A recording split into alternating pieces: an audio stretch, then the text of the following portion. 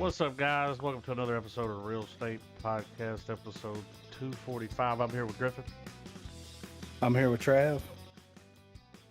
Oh man. And we fucked Looking up up with and me? looked up. And we looked up without him. What about those the president rallies where they were like, "Don't look up, don't Yeah. look up." There was a couple of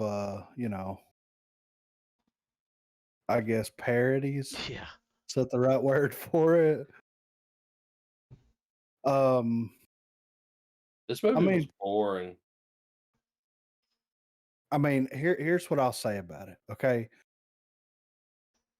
Whenever The Big Short came out, I was like, this is fucking incredible, yeah. because I really liked The Big Short. I thought it was very well done. movie. I thought that it was very, very well done. Then Vice came out, and I was like, Mhm.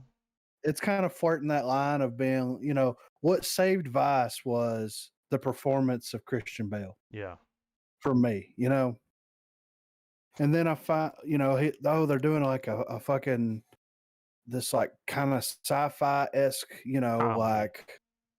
comedy that's got Leonardo DiCaprio and Jennifer Lawrence. and Meryl Streep and Jonah Hill and like the list goes, on. Yeah, Kate Blanchett. I mean, like, come on. And So then you're like, it's gonna be a banger. And then we saw the trailer, and it was like, that looks funny. yeah, it looked legit. And then it came out, Then you watched it. and They got a half star. yeah, Yeah. yeah. Like, here's my issue with it, man. This movie was 2.5 hours long. Yeah. They should have ended it at an hour and 45 minutes. Like, they could have wrapped all this shit up Yeah. in an hour and 45 minutes. Like, Easy. I don't And it need to see him cheating on his wife this many times. Like, one No, time was enough to know he's doing it. Yeah, right. I mean, I don't need to see, like, there's so much chuffa, man. Yeah. It just droned on and on and on. It took me 3 days to watch it. Fuck that. I just did a little bit at a time. And that's the thing. If they had cut out 45 minutes of this movie and kept the comedic stuff, Yeah. it'd been great. It'd been a funny movie. Yeah. But it kept trying to be like, all right, we're gonna be full on funny, but then we're gonna break away a second and just freak out because it's the end of the world. Mm-hmm. All right, let's go back to being funny. And it just kept kind of like it did it too much, in my opinion. Yeah. Too much. Like, there wasn't enough, like, it wasn't tight. You know what I mean? Mm-hmm. Like, if they would have tightened it up, because there was some genuinely funny parts in the movie. Like, some parts where I did laugh out loud and stuff. But they just didn't they didn't tighten it up like they should have. He was trying to make, like, he was trying to do Wolf of Wall Street. Yeah. But you don't have that character to keep that momentum going. Mm-hmm. Especially when you're swapping back and forth between Leonardo DiCaprio and him cheating on his wife, and then Jennifer Lawrence going back home and her meeting Boy toy. Paul, Yeah. Paul from fucking Dune, and then you've got the president. You've also got this rich billionaire fucking Steve Jobs type. Like, it kept there.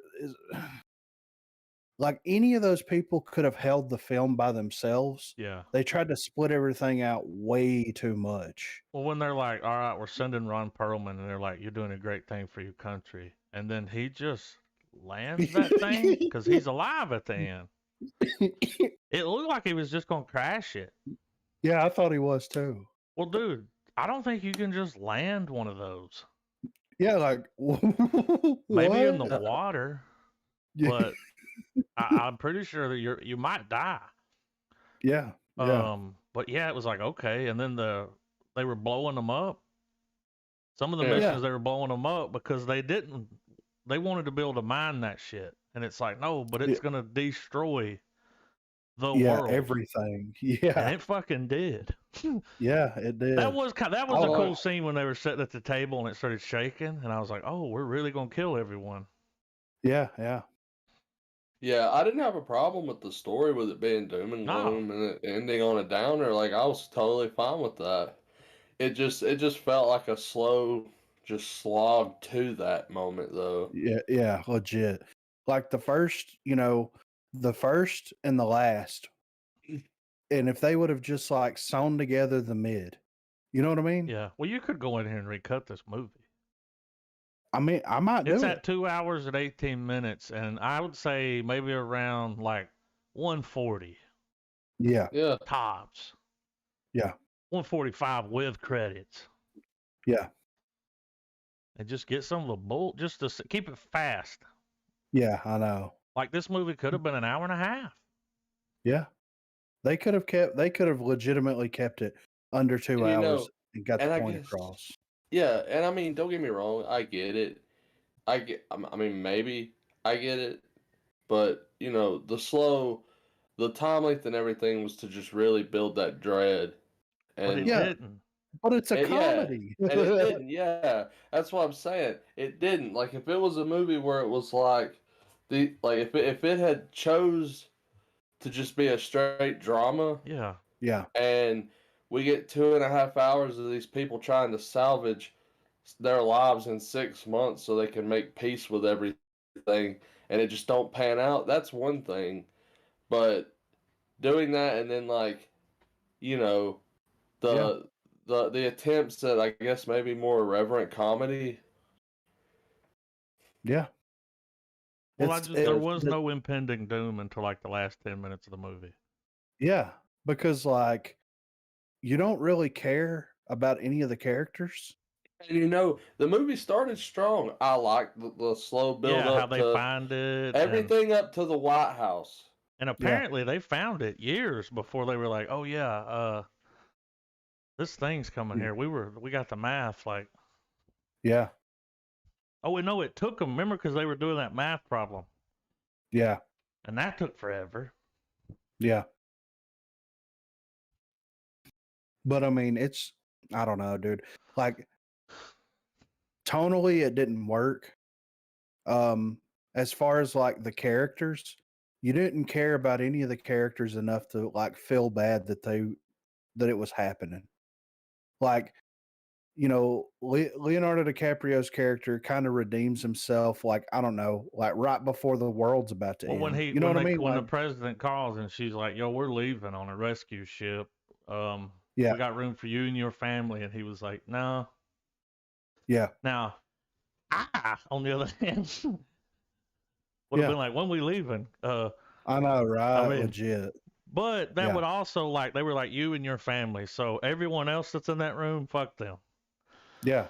So the And he girl, was like, we'll see what happens. yeah. No, Like, it who's was not looking up? Do we exactly really right. think that the people that follow us, any certain candidate, are dumb enough just not to look up Yeah, for real, when they right? keep hearing that there's a comet coming? Yeah.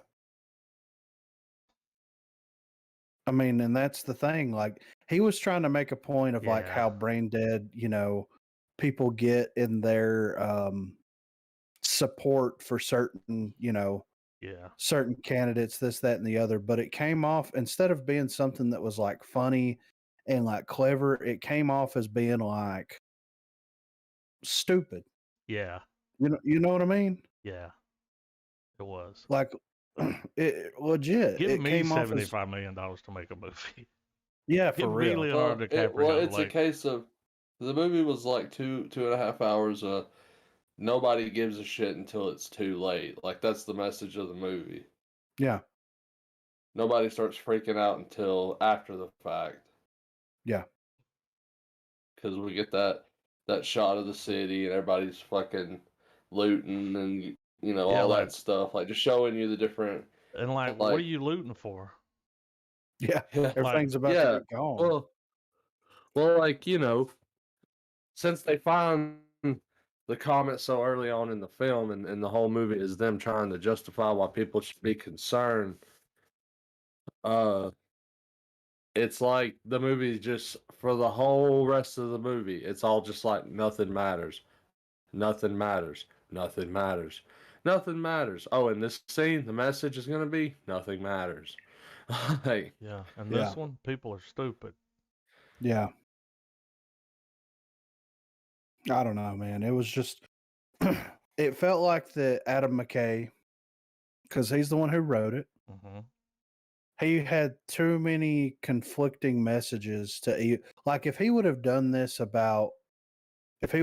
film and focused strictly on the president running, the midterms and all that kind of stuff, and like showing how, brain dead some of the, the followers of certain political parties or all political parties are to an extent, then that would have been one thing, right?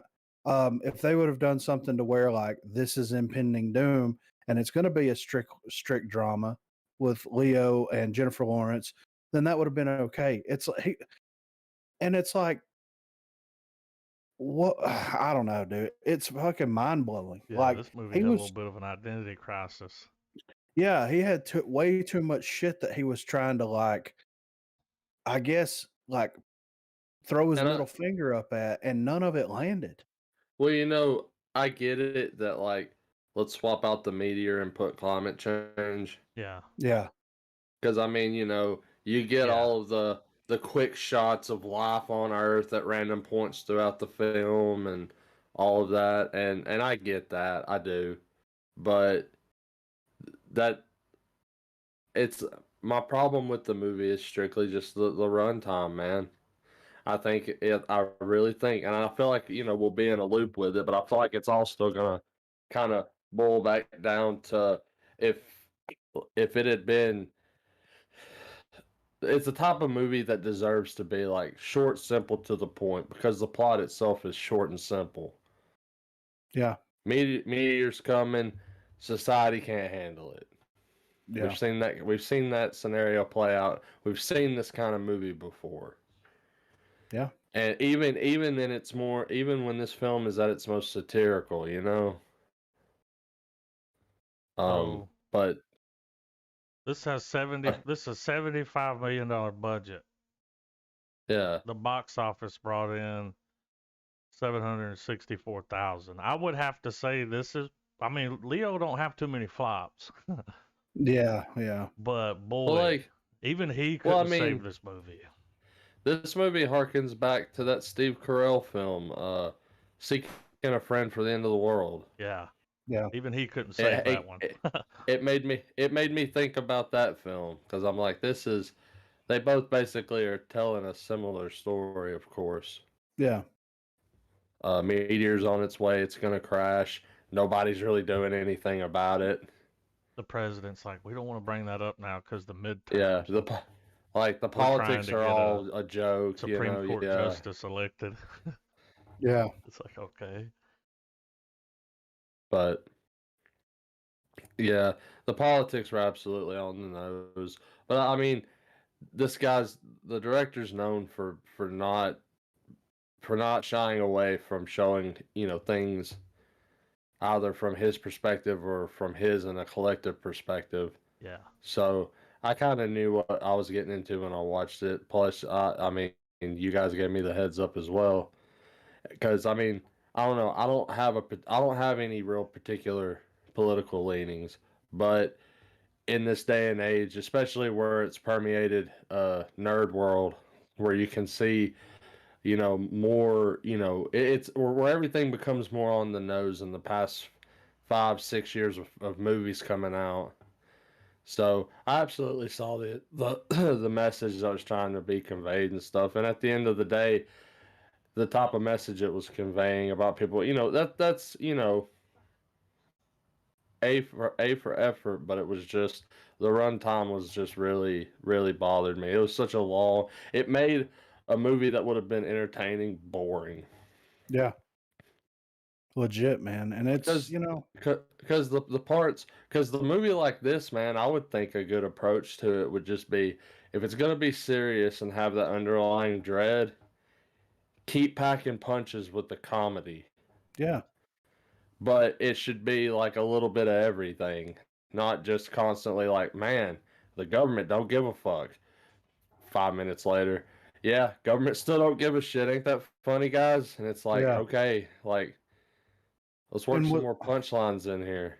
and what's funny is like he made this to poke fun at a specific president when I don't know, it's kind of more relevant to a I current mean, yeah, president look than a what's going previous. on. Like, Yeah, exactly. So like like I think you could apply it to just politics in general, and I'm not disagreeing with y'all on that.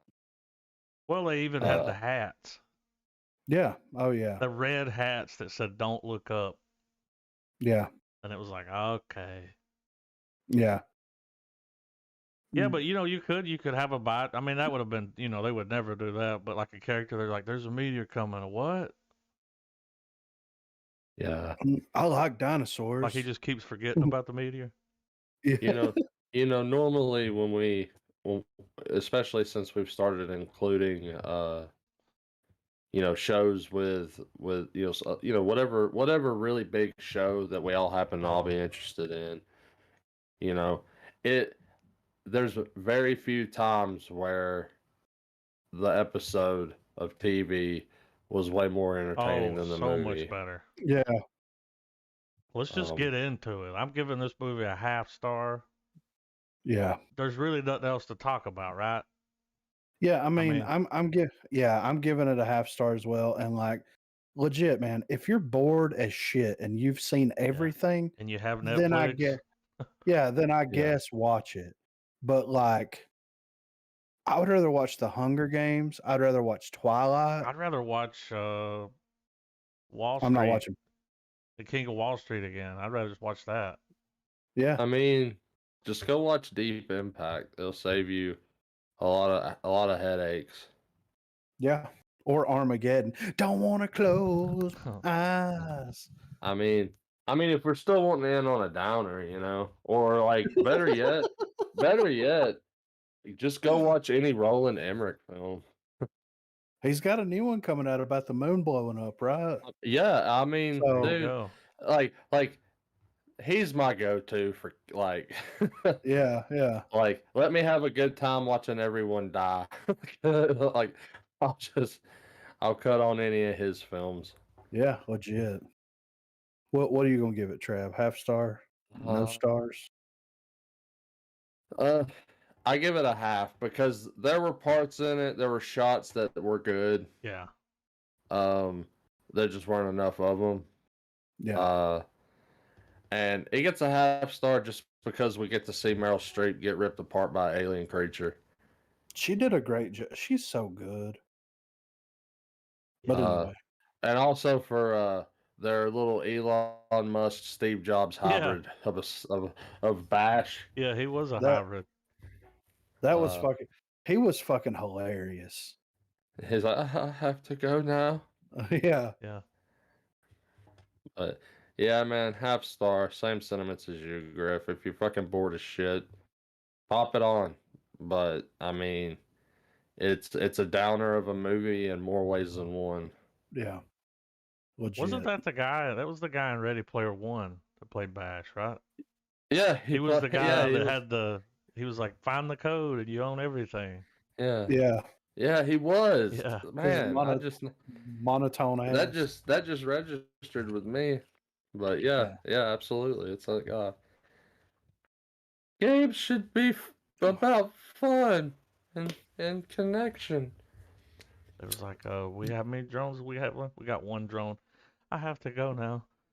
Yeah. World's Speaking, about to blow up. but speaking about us harping on this story about essentially the plot could have been done a little quicker. Speaking of quick plots, Yeah, right. Holy shit. Yeah. Uh, so a lot happens in a 50-minute runtime, guys. Yeah.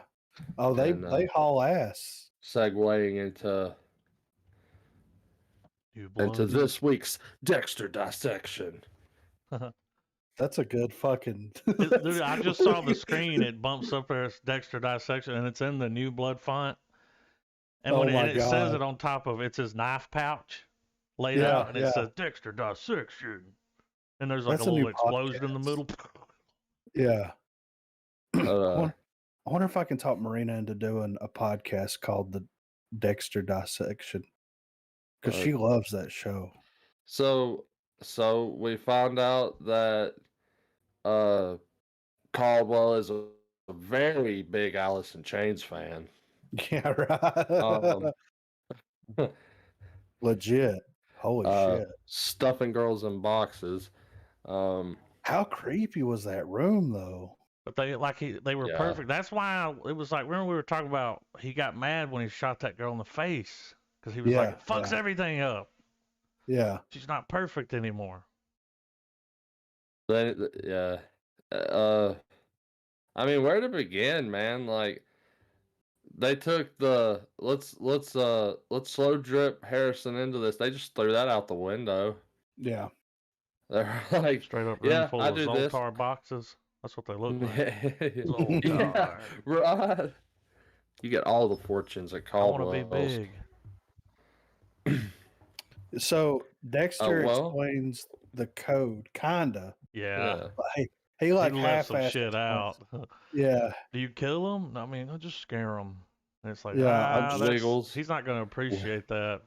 Wiggles the clown. I mean, you're kind of at the point now where it's like, don't lie to him. But whenever he said, he was like, you're kind of like a vigilante. I was like, he is. Dexter's a goddamn superhero. The Dark Defender. Did you guys not see the Batman reference all throughout the episode? Like the dude he kills has like makeup paint almost similar to Walken's Joker. Yeah. Yeah. It was a nice little treat there, you know? Yeah. To a casting that never was but should have been. Yeah. But yeah, he teaches or he tells Harrison basically that, you know, Harry told him the code, he had urges that he couldn't fucking deal with, and this was his way of dealing with them. And they do a nice little flashback to the Florida days. Yeah, when he walks in the room. That was cool how they tried to make him look like young Dexter. I was like, he still looks old. I mean, you got the hair, but yeah, right. But then it becomes like then we get the real bring your son to work.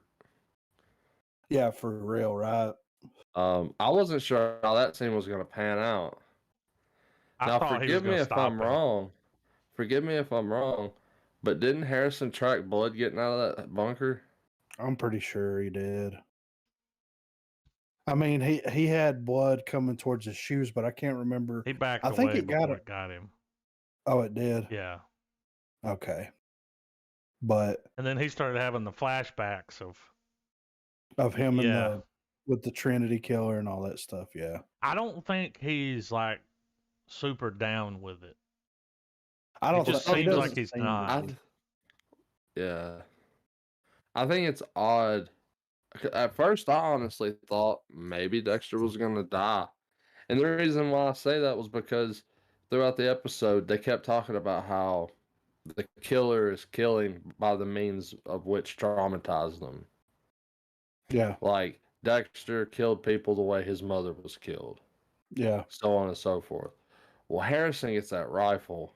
That's a direct thing to Caldwell. So I was like, is Caldwell going to, you know... Well, I kind of thought when he gave him the gun, I was like, is he going to shoot Dexter? I know, right?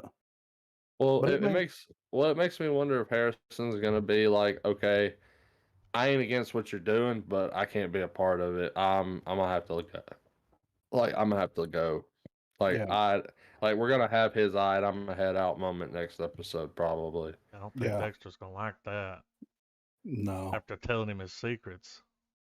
Yeah. Which is going to be crazy, but at the same time, like, considering the last few seasons of Dexter, I know we have the OG showrunner, but Dexter's always made his fair share of stupid decisions, no matter how much we've enjoyed the show. Yeah. And I could see them writing it to where it's like, yeah, he's going to trust Dexter because he's my boy. Yeah. Yeah. And nobody noticed that any of these dead bodies had a needle hole on the side of their neck.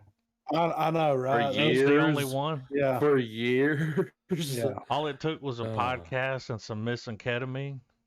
Yeah. What's been interesting is seeing her just get mind fucked this whole episode because she's like, "What the fuck is like?" All she did all episode was just have this "What the fuck is going on" look on her Well, face she's the whole looking at him like, "Who runtime. are you?" Yeah. Like, how are you pulling this off? Like, That's how Xena looks at me. Yeah. How are you pulling this Legit. off? Yeah. So my question is like, all right, so Kurt, this is what I thought was going to end up happening. I thought that Kurt was going to get the girls, right? Uh-huh. Because he didn't get Harrison. Dexter was going to show up. Dexter was going to kill Kurt, and then she was basically going to like let it go. That's how I thought it was going to go.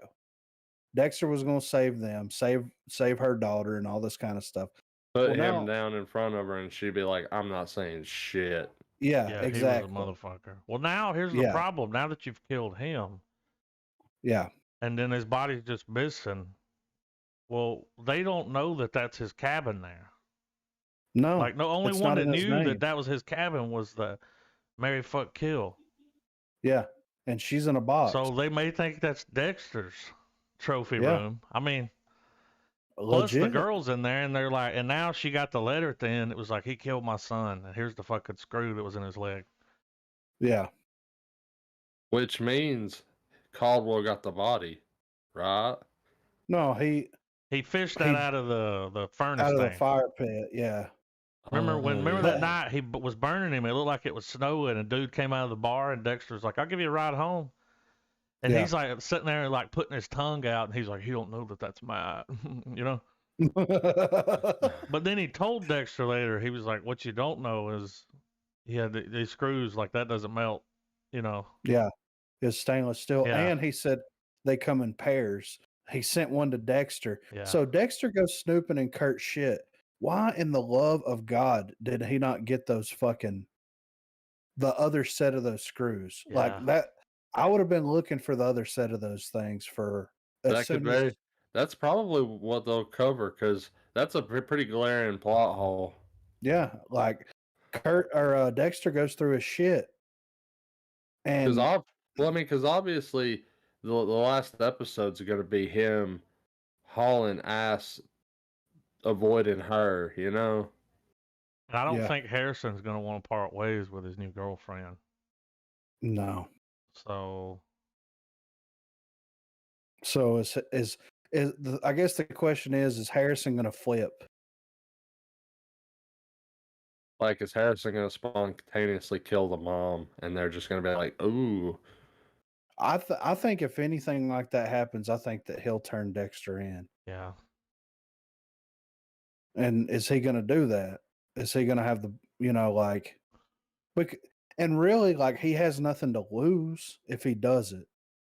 It would be fitting, but at the same time, it would be really shitty to spend this whole seasonal arc to him just turning Dexter in. Yeah, that would be shitty. Yeah, that would nullify so much shit that's happened. It would make a lot of episodes like void. Well, but what you got to remember is they slept together. Mm-hmm. And a young boy will almost do anything for a piece of pussy. I'm just saying. I mean, he hooked. Caught. Yeah. I mean, she perfect. Well, he just took a crash course in body disposal. So yeah. Dexter's gonna be like, "We gotta go," and he's like, "I don't want to leave." Like Dexter being one of his, like being a victim, being done just like all of his victims were, would be. It would be almost too cliche. Yeah, it'd be too cliche. Yeah. What would be interesting is if Harrison took a deep dive. We get a montage of him deep diving on his father and the cases he worked on, and he like he gets the confirmation, like, yeah, my old man really was like getting rid of pieces of shit. As fucked up as that is, people that fell through the system, the cracks. Yeah. Well, and here's the one thing though, and they kind of didn't play. To me, they didn't play it up enough. Was the fact that whenever Dexter was like, I took care of the Trinity killer. Yeah. The guy that like there was emphasis on it, but it was kind of glossed over quickly. Yeah. Because Harrison was like, he wanted to find him, and he's like, "Oh, I took care of him."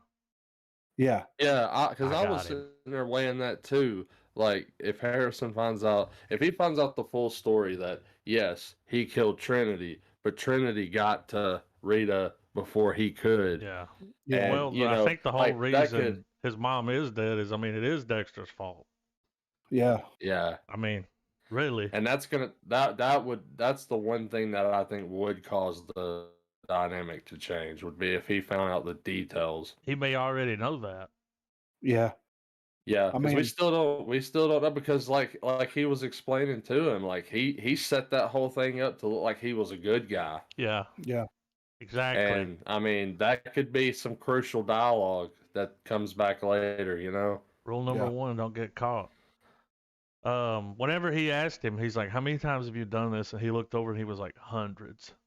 A Earlier in lot. this season, we were talking about, like, we never really knew how many.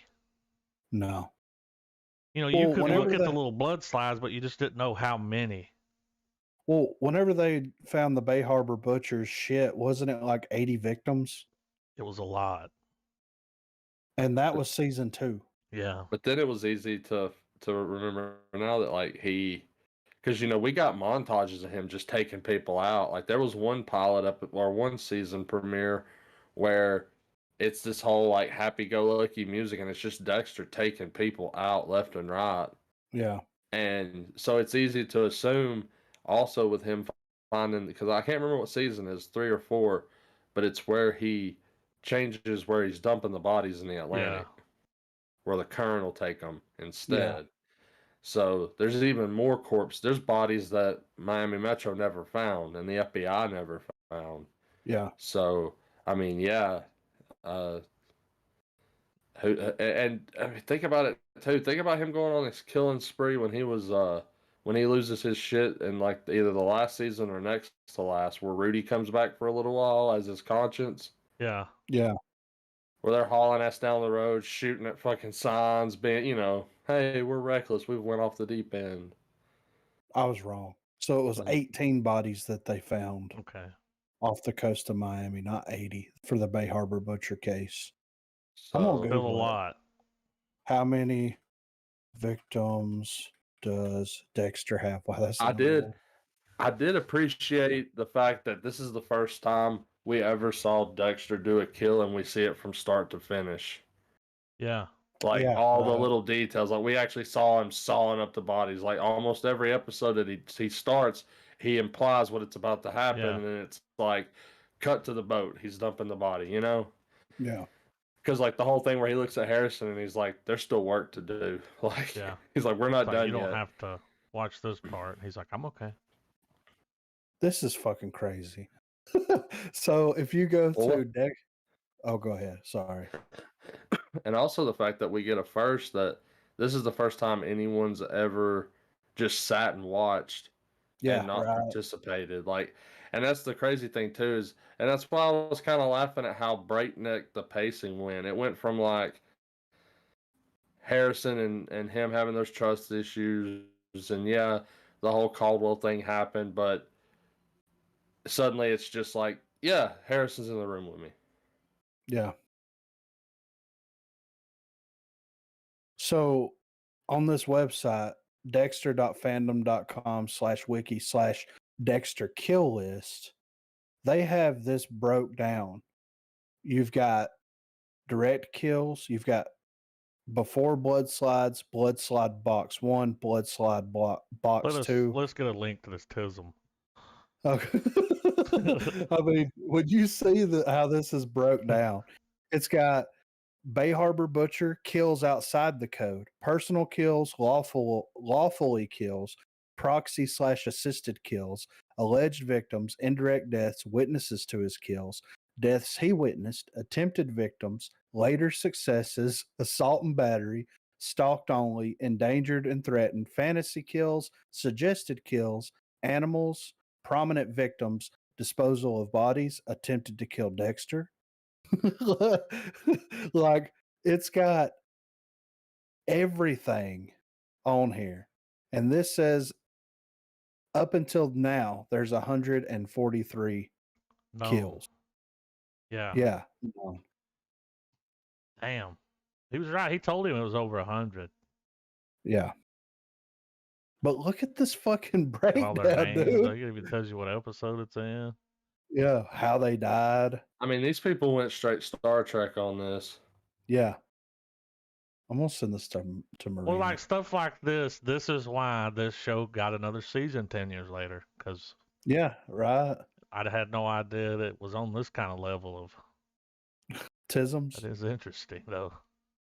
Right here, the list of fucking animals. Buddy, he was a dog who belonged to the Billups, neighbors of the Morgans. Dexter killed it because Doris Morgan wasn't able to sleep due to its barking. It's unknown if Buddy was the same dog that chased Dexter, causing him to fall on spikes and badly injure himself.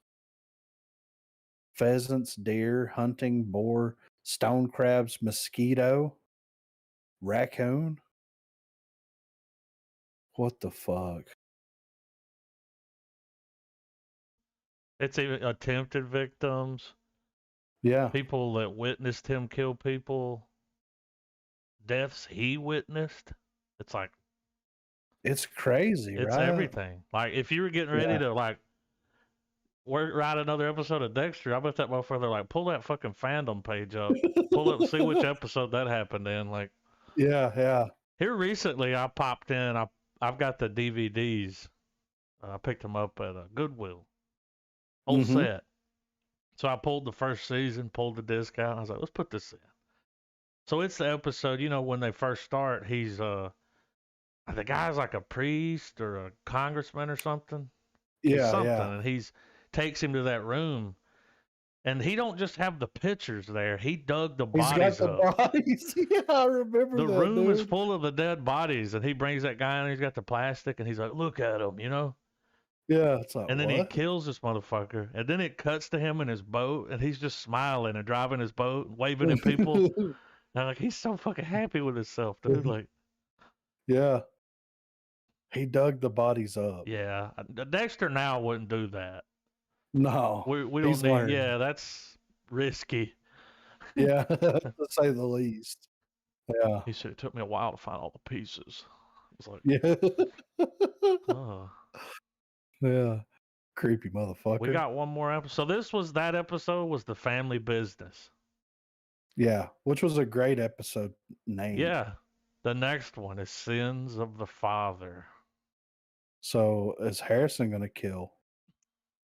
I don't know. But, you know, at the end of the episode, we see them show up because Kurt burnt the fucking house down. He's like his last little checkmate. Yeah. So, like, how they going to explain that? How crazy was that? He shows up with a gas truck. Yeah. And he just fucking sprays.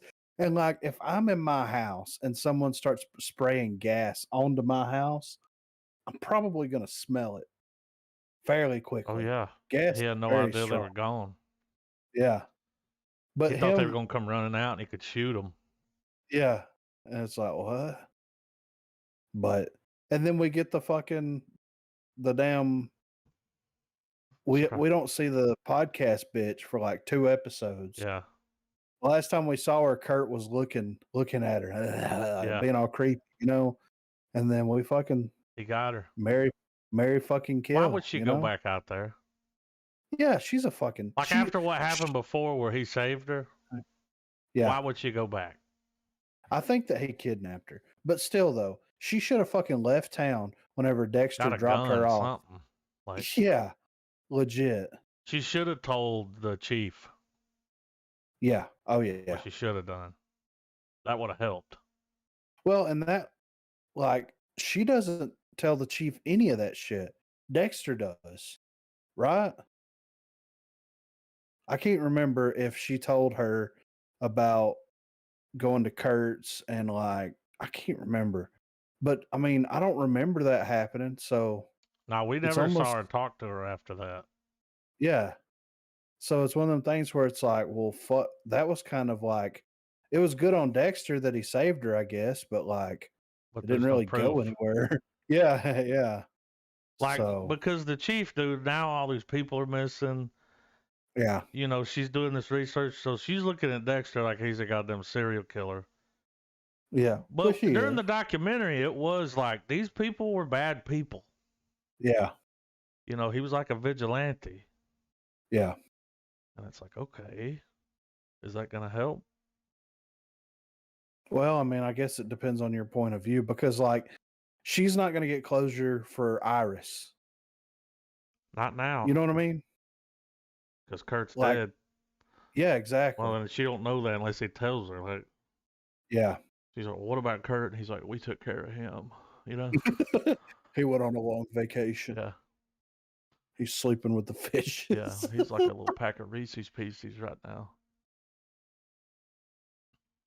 It's crazy that he could just drive up to this place and just light a fire Yeah. and throw the, you know what I mean?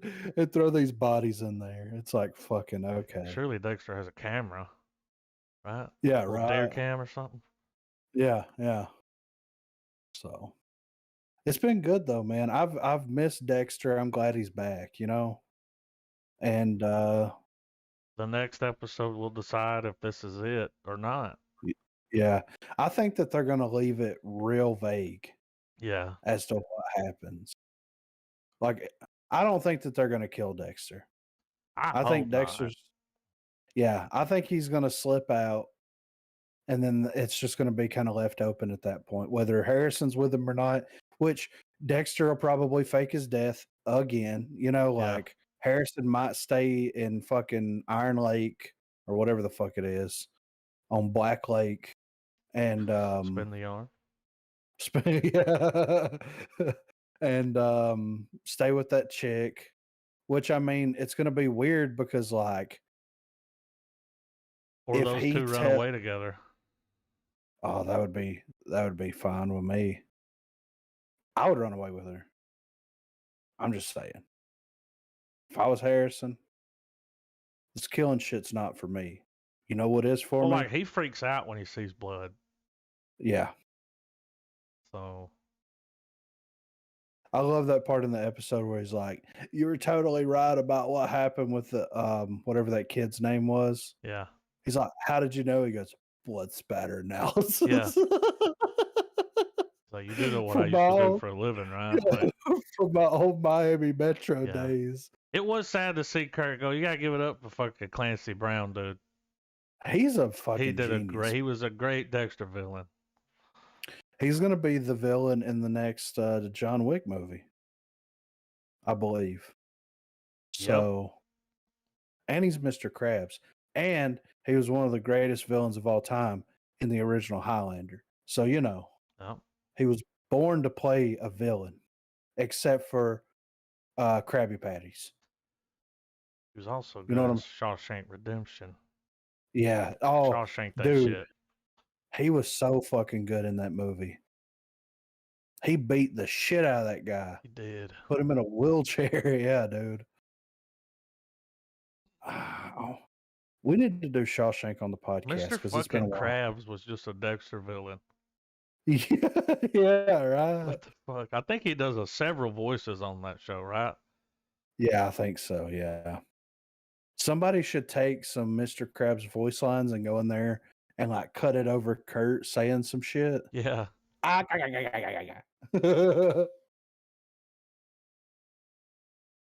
But yeah, it's been good so far, man. I'm interested to see how they're gonna wrap this Yeah, show how this up, if plays out. pun intended, you know? Yeah. You want to talk about some movie news? Oh yeah. First up here, Sony's Morbius has been pushed back more times than the New Mutants. Uh-oh. So I don't know if you guys knew this or not, but Sony's latest announcement, Morbius, will be delayed. The film has now been delayed more times than the New Mutants. Morbius, starring Jared Leto, was supposed to come out on January the 28th, 2022. However, Morbius has now been pushed to April the 1st, 2022. After a recent surge of COVID cases due to the Omicron, Yeah. the new Transformers villain variant.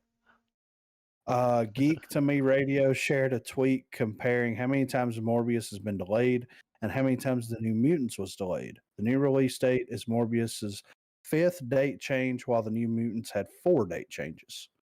However, one thing to point out is that the date change is the length of time within delays. Morbius was supposed to first come out July the 10th, 2020, and will now come out about 9 months later. New Mutants was supposed to come out April the 13th of 2018 and didn't come out until August the 28th of 2020. Morbius can at least blame its release struggles on COVID-19. There haven't been many reports about behind-the-scenes drama, which plagued the New Mutants along with business conflicts as well. The New Mutants also had to deal with Disney acquiring Fox, which led to a shuffle in release dates for many of Fox's films at the time. The New Mutants was one of the most unfortunate but somewhat hilarious situations to follow in Hollywood.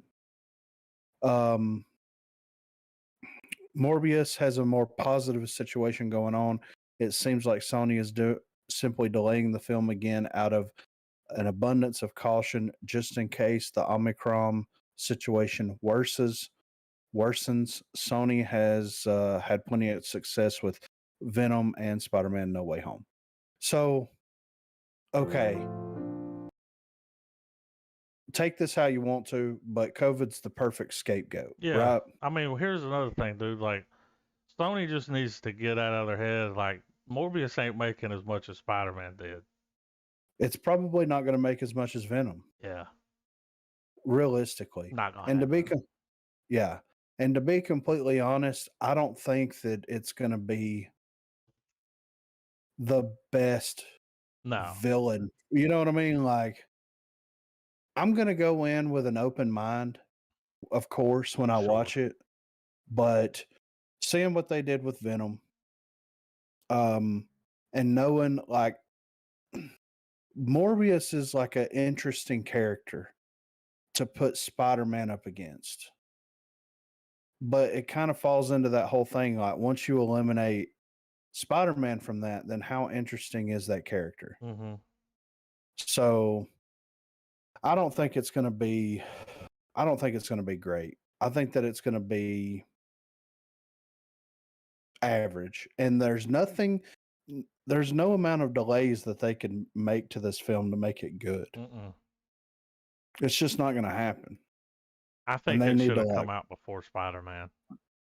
I agree, yeah. Because you trying to come in after that. Yeah, I know. And I think Sony's like, I think they're worried about it. Yeah. And I mean, they dumped a lot of money into it and they got Jared Leto in it. Like, of course they should be concerned with it. You know what I mean? Mm-hmm. So, I don't know. I'm not going to go to the theaters and watch it.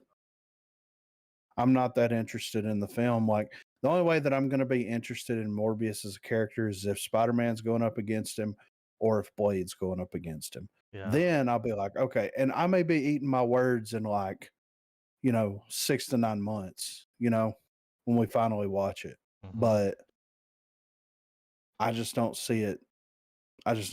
Look, and it comes in at an hour 48.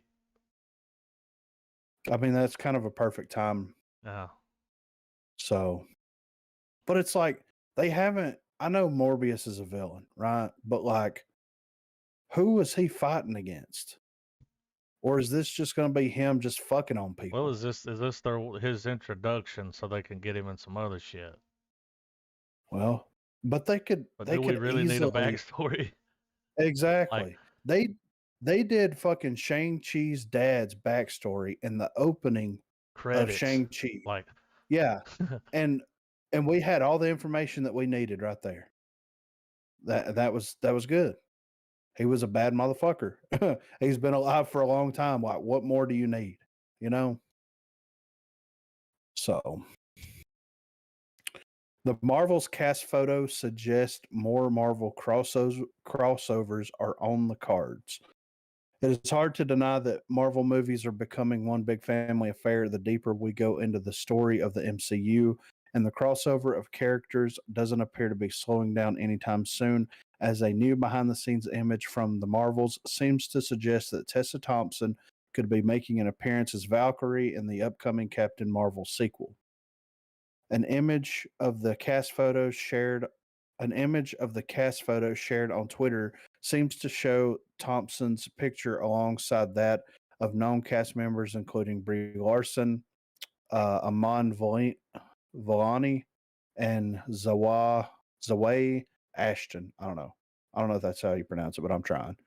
As well as that of another unexpected face in Lashana Lynch, who it looks like will be reprising her Captain Marvel role of Maria Rambeau in some capacity.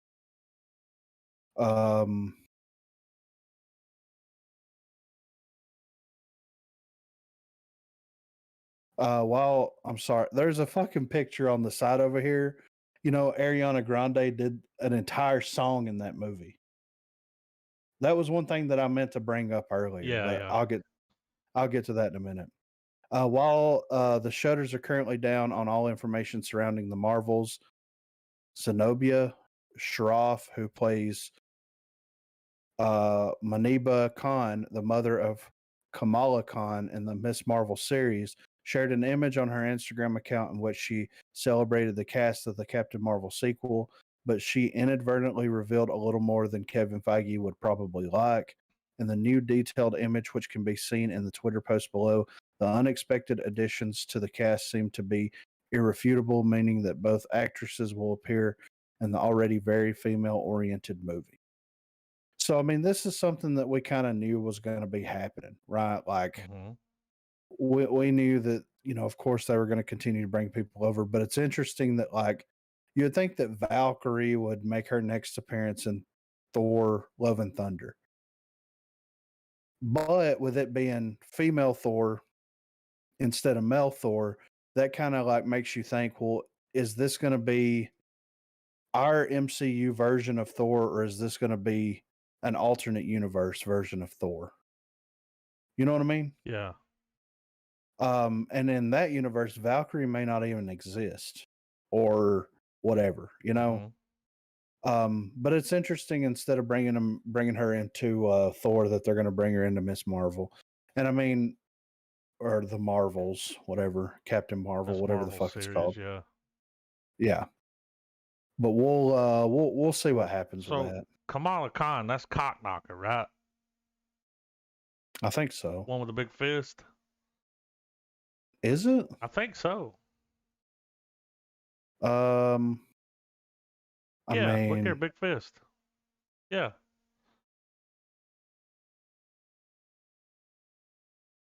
yeah, that's her.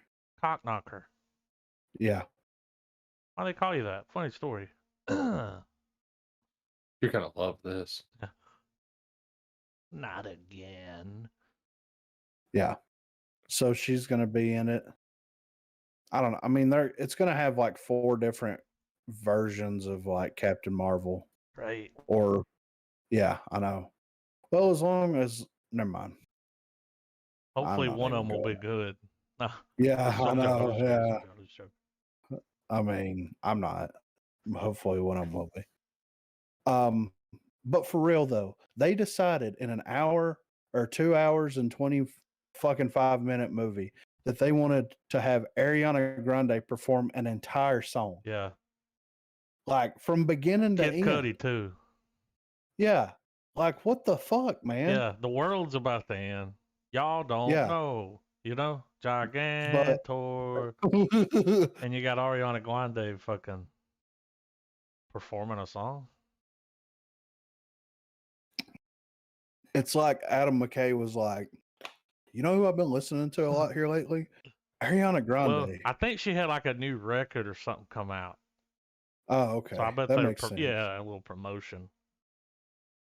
So was the song that she performed in the movie, is that on the fucking I don't know.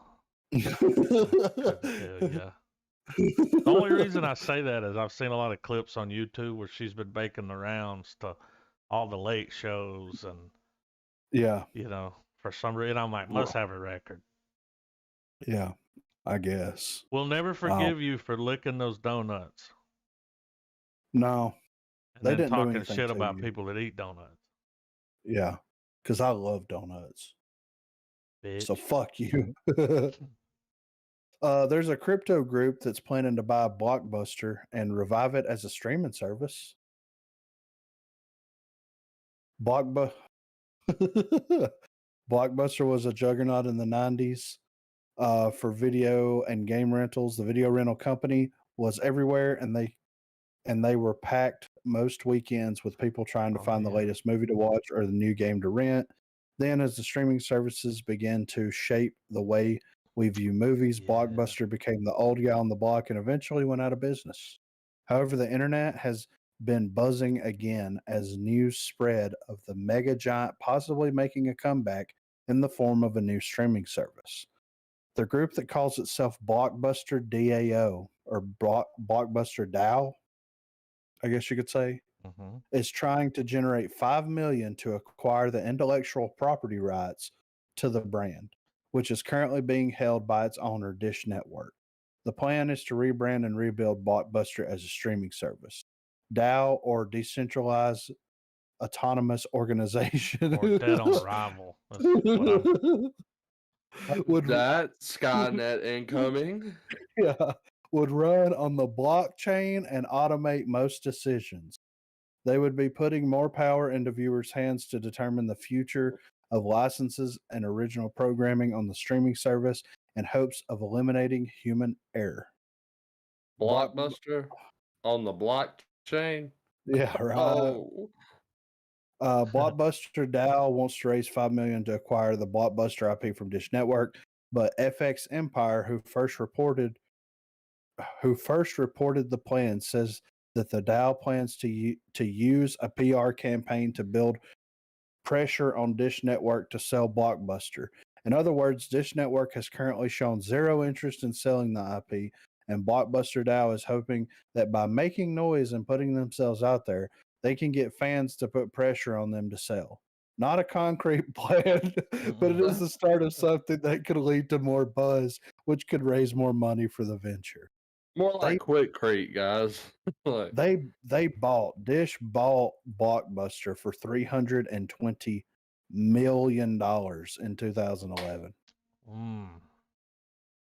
And they're wanting to buy it for $5 million. Yeah, they were supposed to do a streaming service. Blockbuster. Yeah. You know, they had their mail-in DVD service, kind of like Netflix, but they were supposed to do it. And then, like, dude, there's just too many streaming services. Like, do these guys realize that once they buy the name, because that's all you're buying. Yeah. It is a cool name, Blockbuster. Once you purchase that, you also have to purchase the rights, or at least lease the rights to films, which is going to cost millions. Yeah, I know.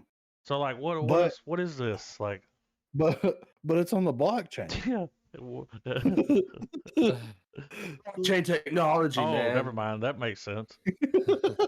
But it's on the blockchain. Blockbuster video icon's going to become an NFT. Well, dude, this is what I bet they would do with it. Like, here you go. What all this metaverse property is going to be a big deal. So you'll be able, in the metaverse, you'll be able to visit Blockbuster.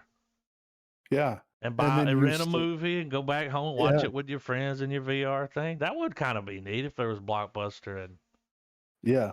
I mean, everybody's getting involved. Trav was talking about Coca-Cola sold like almost $400 million worth of NFTs. Jesus. Yeah. Was it the polar bears? I don't know. I couldn't remember, but it was big, logo. man. I don't understand. So what does that mean for the people that have the last remaining Blockbuster store? Would they lose that? Because I don't want them to lose that. They would probably. I mean, they'd have to take the name down unless the fact that there is someone that there are people out there that can still have a Blockbuster experience. I'm kind of jealous. Yeah. Well, it's like a museum. Well, I mean, there was something to that. Being able to go into a building that's filled with fucking movies, drop a few bucks, rent one, see if you like it, then go buy the damn thing, you know? You know the little card that was on the keychain? Yeah. They'll have it. Oh, I'm sure in my wallet somewhere, man. I've got an old Blockbuster card. Just because it's a relic now, you know? It says that Dish Network has licensed the Blockbuster name and logo for merchandise for T-shirts, puzzles, and board games. Recently, Netflix announced that they are working on a sitcom set in the last Blockbuster, starring Randall Park. With all this recent focus on Blockbuster, it's no wonder that the company wants to try and bring them back in the modern era. But if Dish Network Sorry. But if Dish Network has a flow of money coming in from Blockbuster and with little effort on their part, why would they even want to sell? And would a new streaming service survive in a somewhat crowded market? Well, I mean, Quibi tried to do something and that Mhm. shit failed like 3 months after it was Yeah, launched. dude, it was Well, a you also got to disaster. think too. The last big public display for it, man, was Captain Marvel, and like a million Oh fucking yeah, people watched that that movie. was cool seeing Yeah. it in there. Like, So I Yeah. mean, it was like, oh, and it's I the mean, 90s. little shit like that's on purpose, you know. Yeah, Yeah. Whether it was used in the film for that little nostalgia trip or what or not, like Blockbuster's back in the public eye, at least for the young folks. That's like, you know, they know it's an old video store and shit, but for the most part, you know, Yeah. I know my children grew up in the Red Box era. Like yeah. They walking into a never went movie into rental a store video would be, store where it was like, all right, we're getting 2 new releases and 5 old ones. Go. yeah, it Yeah. You was like, know? no, we're outside a fucking dollar store, man. Like, hey, take your pick, you know?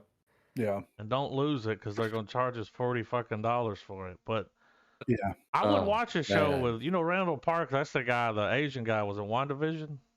Yeah. Like, dude, him running a Blockbuster like as the clerk, he Yeah. fits that. Like, I know, right? probably a The good little nice comedy guy. there. Yeah. Yeah. People are fucking giving him hell. Yeah. It's the But 90s, you know? yeah. Like somebody walks up to it and you just have a guy going, "What do you think? I have all the fucking discs up here. Go get the movie." Like, Yeah. I'm thinking I kind of just clerksy. Like, yeah. And my whole thing is like a streaming service isn't going to recreate the Blockbuster no. experience. And you're not the only thing that you're going to be able to license is really low budget Yeah. content. And Or like that Blockbuster free stuff you see on like Plex or fucking Crackle, yeah, like free stuff that you yeah, put ads on. now it would be yeah, cool if, say, like Netflix or a major company that's already established in the streaming market, you know, they take the Blockbuster video, you know, look or whatever. I could, just because this is how greedy the world is, I could see them slapping a paywall on it, let it being an extension, and that's how you watch movies that are already that are in theaters right now. Like, oh, well, you got to get the Blockbuster pass for your Netflix or Hulu, Yeah. yeah, and you pay, you know, $100 a year, and it's like, okay, if it's in theaters, you can watch it. yeah.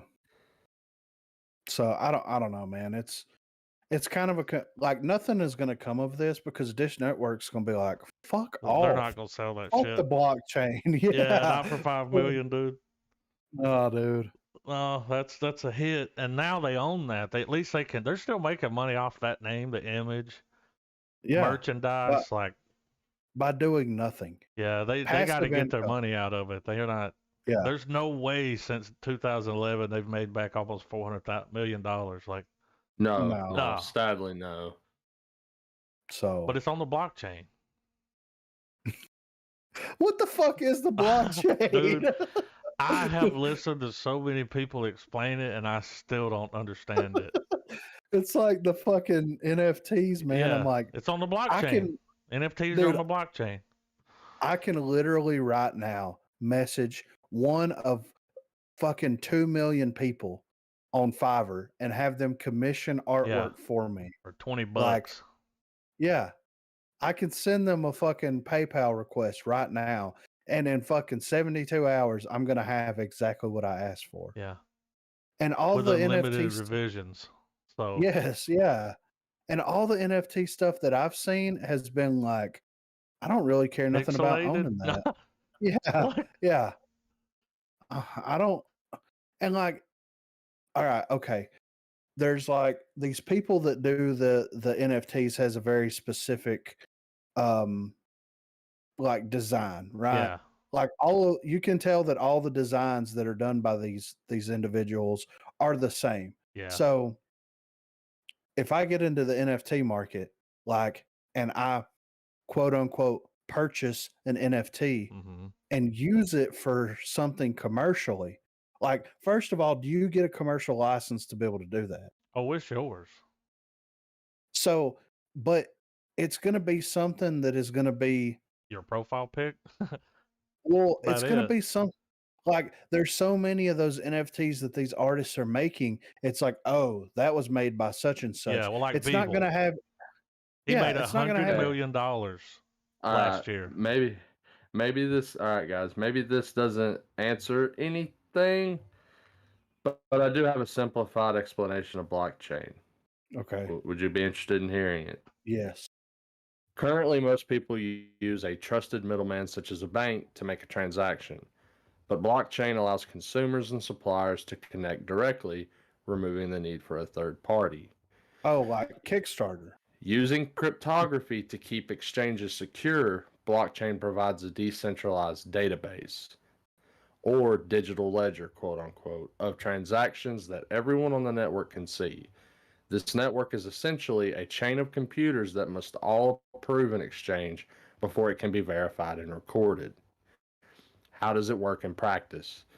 In the case of Bitcoin, blockchain stores the details of every transaction of the digital currency, and the technology stops the same Bitcoin being spent more than once. So, for example, A wants to send money to B. The transaction is represented online as a block. The block is broadcast to every party in the network, all the computers chained to it. Those in the network approve the transaction. The block then can be added to the chain, which provides an indelible and transparent record of transactions, and the money moves from A to B. Okay, well, Why is it so revolutionary? The technology can do work for almost every type of transaction involving value, including money, goods, and property. Its potential uses are almost limitless, from collecting taxes to enabling migrants to send money back to family in countries where banking is difficult. Blockchain could also help to reduce fraud because every transaction would be recorded and distributed on a public ledger for anyone to see. okay, but what if, like, some of these decentralized things go down? Then it goes down with it. Okay, Exactly. and what if the digital ledger just, like, gets fucking deleted? Or corrupt. That's where I would think that's where the cryptography would have to be very state of the art. But are Because we that's, there? I mean, Well, I get some like would without probably the argue that we blockchain, are. someone's like it don't matter what crypto you have, Bitcoin. Like there's Yeah, no physical. It's just you just say you have it. So but yeah. the blockchain's like, no, he has it. We can see it right It very, here. Yeah. yeah, and It's I But get still, that. it's like, but what if it goes down? Or So, what if but someone hacks it? Or yeah. But here's the thing though, man, and it's like, okay, you've got the blockchain set up, right? And all right, you're basically you're making it a way to where multiple people can fund something, right? If needed be, then it has that technology built into it. So it's basically like Kickstarter at that point, right? Possibly. So, but like this already exists. If I go on Kickstarter right now and I back something and I use my fucking PayPal, which could be considered a blockchain because I'm moving funds from one place to another that's not physical. Yeah. There is a ledger of that transaction that happens. And there is also proof that I funded said Kickstarter. But it's all down to the point though, Griffin, that like it it's being able to have being able to let the world know that yeah, you sent this much money to so and so, but it ain't nobody's fucking business who you were, who they are, and what you're sending them money for. Yeah. I so if you I wanted to mean, buy I some That guns, it'd be the perfect thing to it's use. That's honestly drugs the or most. That's honestly the main thing that it seems to hire a be with hitman. everything. Like, Is it's like it's verifying that an exchange of goods and services has occurred, but without all the details of like who you are, like all of yeah, the that. government's not involved. No. Which, like, okay, I get, but still, though, it seems like it's taken a long way around. It's just hard for me to Well, trust it. what's fuck? Well, because at the end of the day, There's no everyone has, insurance. and everyone knows how much all the accounts have. Like the other day when me and Adam were talking about it, we were talking about the Coca-Cola thing. I'd read an article where, and they call these accounts whales, and they were people who bought up a bunch of Bitcoin at the start, mined a lot of it. Well, a lot of those accounts were dormant for nearly a decade. Yeah. Well, for some reason or the other, some of those accounts are starting to wake up now. And when an account becomes active again, like everybody can see that that's happening.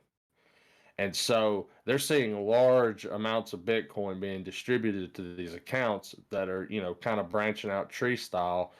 But for instance, there was one Bitcoin wallet that had $500 million in it that went active. And people are like, Yeah. why? Then it started Because, divvying money out. yeah. Yeah, but, like, okay. And that's kind of, that's almost as it almost seems redundant because if you have such a large fund and it comes online, then everyone's looking at that account Yeah. and it's not going to be hard with time to see, to be able to pinpoint to somebody. Oh yeah, somebody can figure it out. Yeah. But here's my question, though. If you have a wallet set up that has $500 million worth of Bitcoin in it, right? That no one has Okay. used for a decade. Yeah. So on the blockchain, then that $500 million has been Accounted for. verified, Yeah. right? Yes. So my question is how does that affect the stock market? Because because people are taking money out of the stock market and they're pumping it into this. It's like taking gas out of one vehicle to put it in another. yeah, but wouldn't that drive the price of Bitcoin? It does. One Bitcoin right now is worth nearly 50 grand. Yeah, it's around Right. $46,000. One coin alone. So being able to get like cents of a Bitcoin is a good haul. Yeah. But here's what I'm saying though. It's like if you have all these dormant accounts and they start waking up, right? Yeah. It's been known like this is what's happening, like that, that this money's out there. But if the accounts are dormant, then does the stock market negate that? And once it comes online, because you got to think about it, once an account like that comes online and it starts divvying it up, then that gets more Bitcoin out into the world. That's what I was right? thinking the other night. You would think that the price would go down because there's more Yeah. out there. Well, but when you think the about price it, when is you based go to, on all the Bitcoin that's out there. yeah, and a lot of people are suggesting that by these well accounts opening up and starting to redistribute the money out there, uh, because I think the last thing I read, and I was telling Adam this, is it's like these well accounts are about 24. They hold about 24% of all the Bitcoins that's been mined right now. That's a We're lot. and we're already at near the end of what Bitcoin's got available. Like I think in the next 5 to 10 years, we will eventually, Yeah. like there'll be no more Bitcoin to mine. Well, in those accounts where people lost their password or they just And lost that's a it. big That stuff's just that's gone. a big factor too. Like and that's the crazy Never to thing get that back. is that because of those accounts, like Adam's saying, it's actually healthy for the Bitcoin market that these big wallets are kind of freeing up some of the coins because it's just kind of making the market more active because if people have more, they'll spend it, Yeah. Whereas most people right now, if they get, I'm not even trying to pretend like I'm an expert in this shit at all. But I would assume that most people with want to scarcity, scarcity, they're going to hold on to it because a lot of people are investing for the long term with it. But you also have those people now, particularly a lot of younger people, that they'll mine what they want, they'll get up to a certain point, they'll be happy with the value at it, and then they cash out. And then that's when the markets, like stuff like I think the stock market would start being affected, because now that they're dealing with USD instead of Bitcoin, until that threshold gets crossed, I think that's when things don't, or unless there's a rallying cry where a lot of people that have USD start spending that in Bitcoin. You want to hear something scary about USD? 40% of the money in circulation right now was printed in the last 12 months. Jesus Christ. 40. Out of the trillions of dollars that are out there. Yeah. It's like, let's just print more. Yeah, I got a nickel yesterday that was 2021. I was like, oh, a 2021 nickel. Let's see that one yet. I'm gonna hang on to this. That one's hot off the press. Yeah, dude, it was brand new, dude. Surprised it didn't burn your hand. I caught COVID from it. But I mean, the larger implications for this and how it would become relevant for a movie podcast is that a lot of this, like people who farm for Bitcoin, typically have rigs that run graphics cards. Oh yeah, they make these little machines, and it does all the computing that one would need to mine cryptocurrency. Well, you need a lot of them, and as the two of you have noticed in y'all's journey building computers and stuff, that there are preferred cards out there or preferred models and what have you, and that becomes a problem for consumers like us that want to buy these to have good running machines. And I'm getting to my point here, but it's also with those being bought up, the demand's going up and the supply is slowly running out. In case anyone's been living under a rock, we're dealing with superconductor shortages. Yes. Which is a key component in not only our computers, our phones, our gaming devices, anything that needs the internet now probably has some shit that this stuff is needed, Yeah. Well, it doesn't stop there too. Think about all the movies that get made with cameras that have these chipsets in there. Yeah. Think about the indie films that are made on Apple products. Well, because there's a lot. There's no telling how many close-up shots of a film we've watched that were done on an iPhone. Yeah, I think Zack Snyder did a whole short film on an iPhone. Yeah. I'm pretty sure some of those last shots in Justice League, some of those close-ups were done with very bare bones tablets, like high-end tablets and stuff, Yeah. Yeah. And you also have to think about it this way too, man. It's like whenever you look at something as special effects intensive as like a Marvel film, they have to build and render all of that information. A lot of computers. Servers, yeah. And like server farm. And if our resident computer man has said more than once, with any kind of technology, it's not a matter of if it goes out, it's just always going to be when. Yeah. And then you factor in the physical damage and beating that these cameras get on sets too. There's no telling how many cameras get broken making a Marvel film or any high-end action film where a camera's dangling over an action sequence or something, and an explosion that they were doing practically might have sent some shrapnel into it, or there's just so many possibilities to where the demand to have this type of technology to make films and stuff is still there. From your seasoned filmmaker to the fresh, or not even fresh out of film school, the 13, 14-year-old kid that's got his iPhone 13 making short films right now that's going to be the next Spielberg. Yeah. It's a big deal, and it factors in too. And it's particularly with Bitcoin as well, who's to say that crypto doesn't become the standard? And there's that gap right now where there's people who are aware of it and are investing in it and have a bunch of it, and then there's people like us, unless it's something y'all wish not to disclose, but I don't know of any of us having any cryptocurrency. No comment. But I'm saying there's going to be a lot of people left in the cold when this big migration from cash to digital really takes place, and it's coming a lot sooner than you think, because even major companies like Visa and MasterCard, which is kind of ironic, they've got crypto wallet cards that you can sign up to get. There's now. ATMs. Yeah, that you and can so go up and pull money out with, like. And this all is going to trickle down to, the common man and woman out there, and their ability to go out and do the consumerism dance that entertainment like movies is built for, Yeah, I have two things here. The other day I was watching a football game. I believe it was the Georgia game after the Alabama game, because the championship's coming up. We want to know who's playing. Hanging out with the family, they're watching the game. Dude, they start playing this commercial that's got Mark Wahlberg in it, and he's walking and he's talking about all this shit. And I'm sitting here like, what's he trying to sell me right now? Yeah. And then at the end, the screen goes dark and it comes up and it says crypto.com. And I'm like, what? Did I just see a fucking crypto commercial on a football game? Yeah. So that was nutty. What? Yeah, no.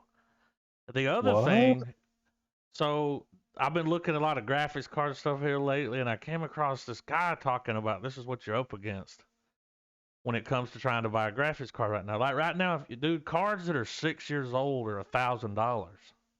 Yeah. But it's not because of gaming. They're mining with it. They're great for mining. Yeah. You go on eBay, dude, and you can go to the tab where you can see stuff that's sold. Yeah. Right at the top, there's 72 GeForce RTX 3060 Ti. 72 of them as a lot sold for $81,000. Yeah, I heard about this. So there's just a bunch of those. Yeah. Like, and it's like, how you can't even buy one card. Where the fuck are these people getting them from? They're buying them directly from the manufacturer, I think. Well, what the fuck? Yeah. And then they don't care as long as they get their money. Then you got to turn around and buy one marked up. But this person was buying all of those to mine crypto with. Yeah. Fucking crazy, man. It's going to get worse. Yeah. We're going to have to mine that comet. Well, like, with the supply, I want to get like some next level, some comet gaming, Yeah. Some fucking weird mineral damn graphics card. It's like it runs real hot. It might blow your house up, but it plays games great. It goes supernova, dude. All right, we got two more topics here. Gabrielle Luna teases Ghost Rider return. If Marvel's looking to bring Ghost Rider back into the fray anytime soon, Gabrielle Luna is ready to rev up. Previously, Luna played the Robbie Reyes version of Ghost Rider in the ABC series Marvel's Agents of S.H.I.E.L.D., though it's not entirely clear if the show is set within the Marvel Cinematic Universe. At one point, Luna was set to star in his own Ghost Rider spinoff series at Hulu, but the streamer ultimately decided not to move forward with the show. Lately, the Ghost Rider discussions have been heating back up. There are rumors of Marvel Studios looking to cast a new actor for the next Ghost Rider, and fans of The Walking Dead have been pushing for Norman Reedus to get the part. The artist Boss Logic noticed the rumors and tweeted some fan art of Luna's Ghost Rider, feeling that there's more to do with Robbie Reyes and the MCU. Luna retweeted the artwork with a skull emoji surrounded by flames, adding the hashtag "Stay ready so you don't have to get ready." Heard it, because of these Ghost Rider rumors, there have been many fans pushing for Keanu Reeves to play the character in the MCU. While Reeves didn't specifically say he'd play Ghost Rider, he recently said that it'd be an honor to join the MCU. John Wick star noted there's some really amazing directors and visionaries, and they're doing something that no one's really ever done. It's special in that sense in terms of the scale, the ambition, the production, so it would be cool to be a part of that. As for Gabrielle Luna, the actor is currently busy with another major role. He will be playing Tommy, the brother of Pedro Pascal's Joel, in the upcoming HBO series The Last of Us, based on the popular video game of the same name. And then it goes into what The Last of Us is. Yeah. So the reason that I wanted to bring this up was because there has been a lot of rumors going on. about Ghost Rider and what they're going to, what they could possibly do with the character. And I think that like once Blade comes out, it would make sense for Ghost Rider to kind of be introduced in the MCU. Mm-hmm. And I think that like they need to do, and I hope that they do this more often. And I think that we've read an article on the podcast about the possibility of this happening where Like a Spider-Man thing. yeah, where they, Yeah. yeah, exactly. And I think that that would be cool, man. If they did something like that, because It would they be. want to do if they want to do Johnny Blaze again, that would be fine. But I mean, why not bring in, you know, Nick Cage, Robbie Reyes, Gabrielle Luna to play Robbie Reyes. They could bring Sam Elliott to play the OG. I personally have seen Goose time with Reyes and Ghost Rider and Agents of Shield. They actually make they actually made Ghost Rider terrifying. Right. Which is, I mean, did you ever see any clips of it? Oh yeah, I've seen the clips and stuff. He's done really well for like an ABC series, Yeah. like the way he looks and everything, and what he's doing. It's pretty good. So I'm interested to see what they decide to do with it. But I feel like Ghost Rider would probably serve better as a series, Mm-hmm. and then incorporate him into the MCU Yeah. Once you films introduce him. as needed. Yeah. Yeah, because that Well, it would be. It would be badass if, because I mean, come on, we're at the point now where I'm not worried about faithful story adaptations anymore. Just give us a good story with the sandbox. Like, establish the characters faithfully, but then create something new for everyone to enjoy. Yeah. And it would be really cool if we got some sort of new story with maybe Moon Knight or Blade where Ghost Rider helps them out, Yeah. I always thought it would be interesting if they adapted. There's a Ghost Rider story. It was one of the best fucking Ghost Rider stories ever. I can't remember the name of the story right now. I've got a trade paperback of it. But Johnny Blaze is in hell. Mephisto or whoever lets him leave hell because he's just in there fucking raising hell, of course. Uh-huh.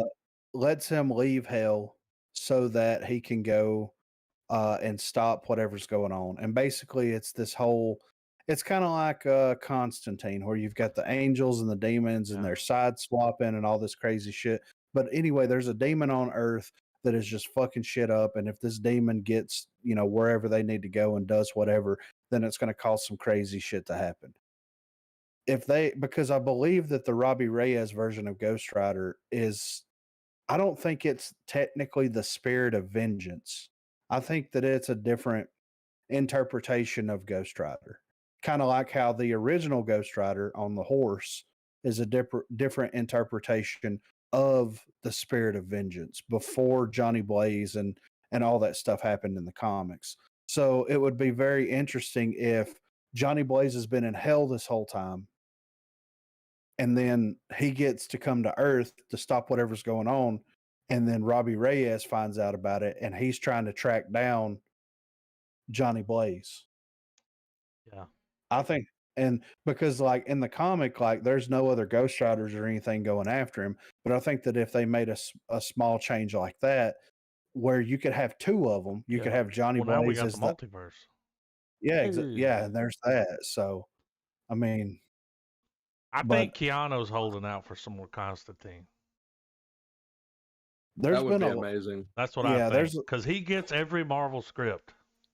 Yeah, they always offer him, we think this will be great for you, and it's like, I think he's holding out for Constantine because he always said he wanted to do more. Well, there's a lot of rumors going around that people want that version of Constantine to come back. So who knows, man? All right, last up here, Vincent D'Onofrio wants a Kingpin and Daredevil rematch in the MCU. I mean, come on, man. Yeah. We may never We may never get a 4th season of Daredevil, but that doesn't mean another battle between Matt Murdock and Wilson Fisk is out of the question. In the Marvel Cinematic Universe, there have been recent events which have officially linked back to Marvel's Daredevil on Netflix. Before we move on, be warned that there are major spoilers for Hawkeye and Spider-Man No Way Home up ahead. Of course, in the season finale of Hawkeye, Vincent D'Onofrio was back as Kingpin, and the actor says it's the same guy he portrayed on Daredevil. Meanwhile, Charlie Cox's Matt Murdock appeared in the MCU recently as well with a surprise cameo in Spider-Man No Way Home. Given their history, another showdown between Kingpin and Daredevil could be interesting if the characters ever meet again on screen.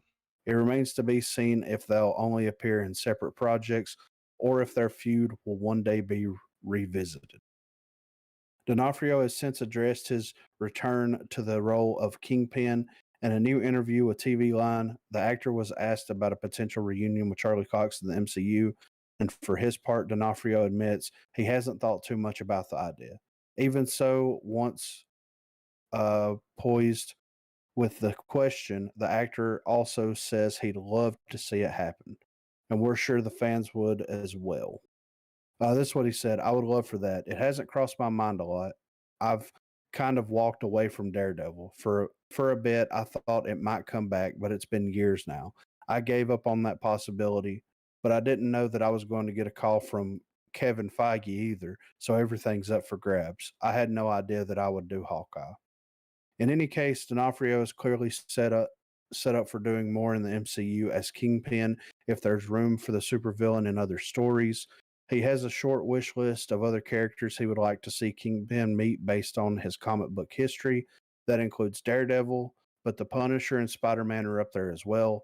Aside from potential feuds with superheroes, D'Onofrio also wants to see more of Kingpin's relationship with Maya explored in the upcoming Echo spinoff series. In the comic book runs, it was Punisher, Spider-Man, and Daredevil. That would be cool. Exploring the relationship with Maya would be cool.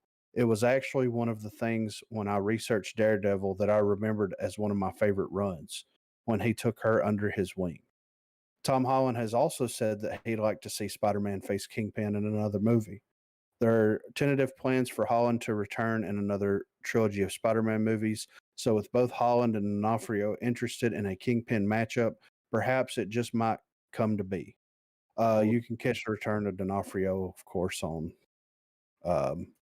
Hawkeye. Dude, considering what we have right now to work with, would it not be a great story to have where you have Spider-Man versus Kingpin, or Spider-Man and Daredevil versus Kingpin?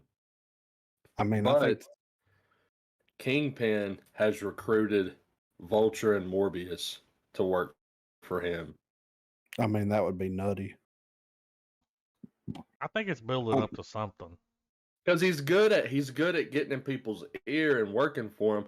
I could see him manipulating someone like Vulture or Morbius to be like, Yeah. hey, do this, help me rein in Spider-Man, and you'll be able to get, like for instance, tell Morbius, hey, help me rein in Spider-Man and Daredevil, I'll give you all the money you need to research your cure.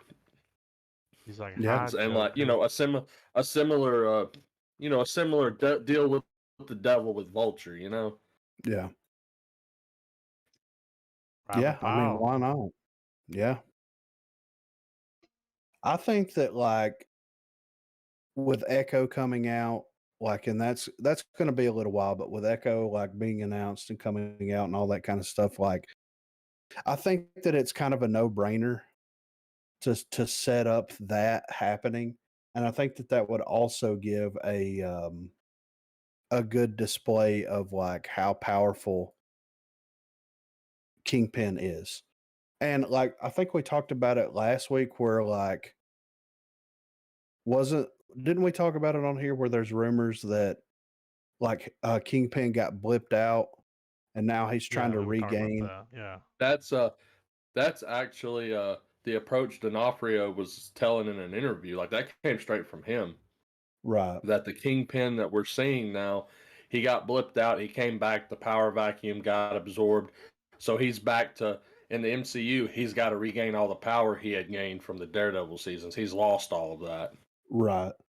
So it would be really cool if in Echo, like it shows like him and Maya's relationship early on, and they kind of explore that a little bit, but also like he goes balls out, and like if it's going to take place after Spider-Man, so obviously you're going to have like, why are there three Spider-Mans? Like he's going to be like, what the fuck is going on? I've got to get some motherfuckers together just in case. You know what I mean? Yeah. And That's why I'm thinking Vulture and fucking Morbius. yeah, exactly. But there's also Spider-Man rumors that Scorpion and Rhino could have possibly bled over, or something crazy could have happened to where like, because Scorpion was in uh that first Spider-Man, Tom Holland Spider-Man movie. Like they introduced that character, but that was the end of it. Um who knows, like maybe something like those two characters that we haven't seen before kind of come up and through the ranks or something. You know what I mean? Kind of like the way they did Shocker in that first Spider-Man movie working with Vulture. Mm-hmm. So I don't know, man. I think that Kingpin's a good enough character, and it would fit. It would fit well with his MCU iteration. That he becomes one of those people that, yeah, he can handle his own in a fight. He's gonna have his suit that's gonna be, street level heroes are gonna run for their money, but he's gonna have to have a layer of protection against the superpowered guys now. Mm-hmm. Yeah. And getting him some sort of ragtag group of villains to kind of help him and kind of just be there present through it, Yeah. I feel like that's going to be inevitable, because I think that's how most if I remember a lot of the Kingpin stories that I remember as a kid, he always had some sort of other supervillain helping him or working for him. Yeah. Yeah, and that's kind of how it always is. And then he like has the final showdown and just like beats the shit out of whoever he Yeah. needs to beat until it gets fucked. So I was watching, since we're talking about Vincent D'Onofrio, I saw the other night hanging out with the family. They're watching that Sandra Bullock, The Unforgivable, yeah. the new movie on Netflix. It's got him and John Bernthal in it. Ooh. But what blows my mind, dude, is when you see Vincent D'Onofrio with a beard and hair, he doesn't look anything like. It don't even look like Bald the same D'Onofrio? person. Yeah, it's crazy, His right? face just looks completely different. Yeah. It's wild. Y'all know he holds the record for the most weight gain to do a movie role? 70 pounds Really? to play Private Pile? Holy shit. 70 pounds. That's crazy. I think there's another thing too. He unlike most actors, he I don't know if it's got anything to do with some larger condition he's got, not necessarily a condition, or just for whatever. I think he has a very mild form of autism, I think. Mm-hmm. And because of it, it's something I read somewhere where he either reads lips or he has his lines. He does his lines a little differently than most actors normally do. Now, I Yeah. could be completely in the wrong with this, but I remember a factoid like that coming up at some point when I was just diving around about actors and actresses and stuff. Yeah. I mean, especially the way he delivers his fucking lines as Kingpin.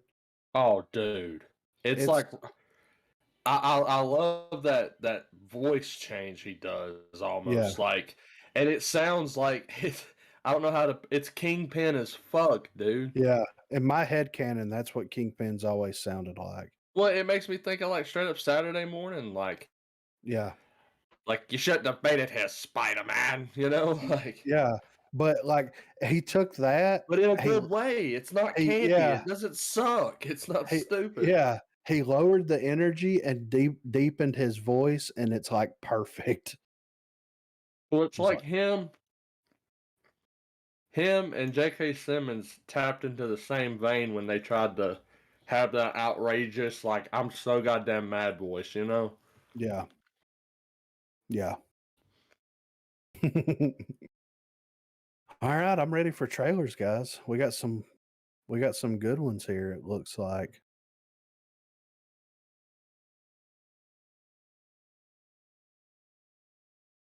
Let's fucking do it. Let's He has fucking do it, dog. autism and dyslexia. That's why he has to do his lines that way. Oh, He's a he has reading problem, dyslexia. yeah. A lot of actors, dude.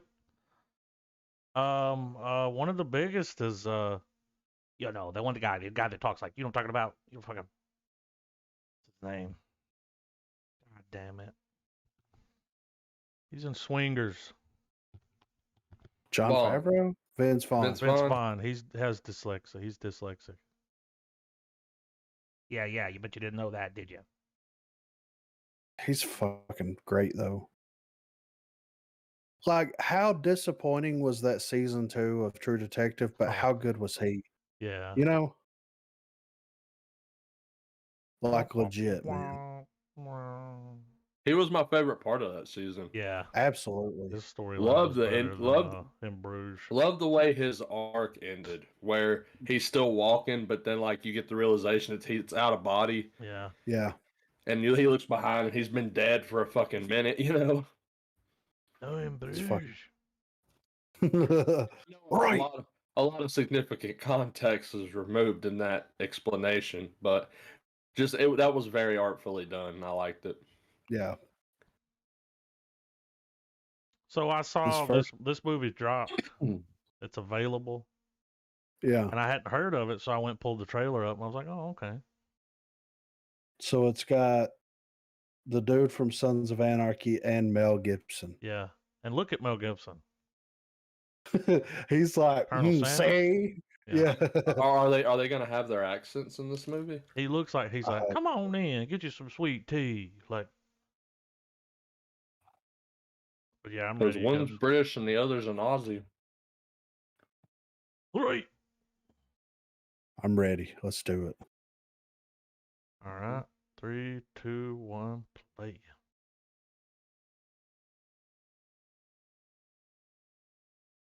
Is this Portugal the Man? Sounds like him, doesn't it? Keep my hands to myself.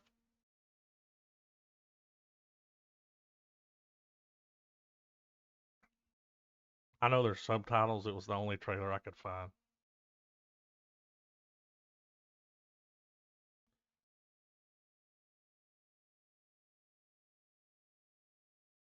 This also sounds like some music that played on a level of fucking Mario Odyssey. Ooh.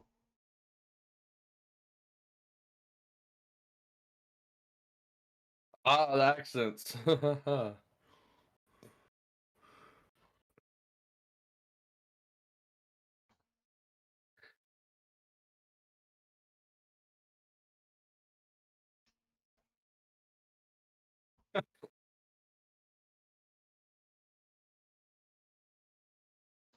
What a voice. Yeah.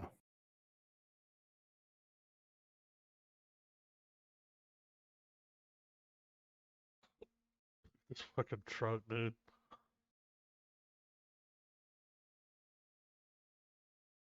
I might be in just for the voice. Yeah.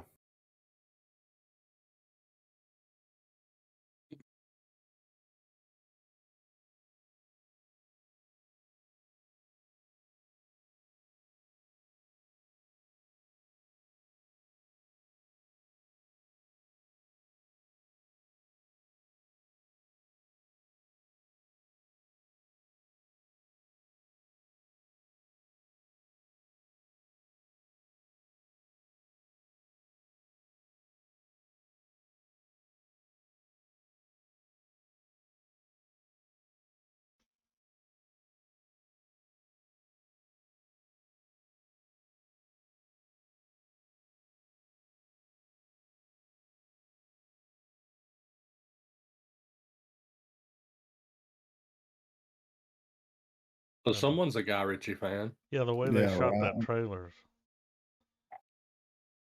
Going the right way for a smack bottom, and I don't care who knows it. While we're pulling up the next trailer here, I haven't seen the Uncharted trailer yet. Betty White passed away Friday. Yeah, At the what age a of bummer, 99. man. She was about a little over 2 weeks out of being 100. SF. Mm. It's a bummer. But I man. mean, She made but it to once 99, again, though, dude. but yeah, once again, Big bucket of win. yeah, Yeah. and a life well lived. Well, she was telling them too at the time. She's like, I'm ready to go. Like, that was always the joke, though. Remember the whole Betty White's still alive? Yeah, And she yeah. leaned into it. Like, I know, right? good sport. She was cool. Yeah.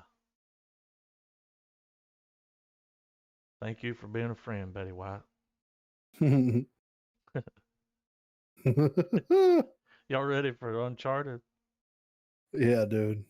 Well, Tom Holland, no, yes. What? I think it's gonna be Uncharted, honestly. Let's see what we got. 3, 2, 1, play.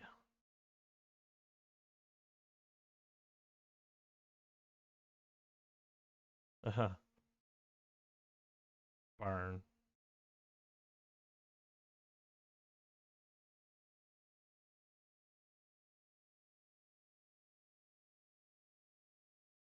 Sony.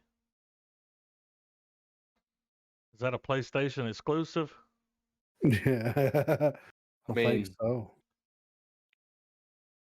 I'm all right with Antonio Banderas. they're looking for El Dorado, the lost city of gold. We're doing strong Indiana Jones vibes here, huh? Yeah. National Treasure. The Golden Child.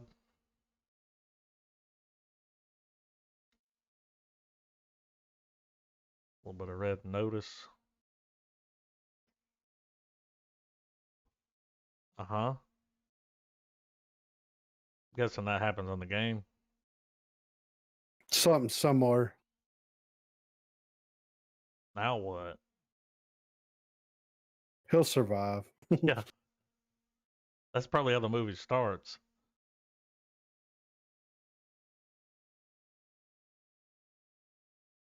The world needs a Spider-Man, Peter.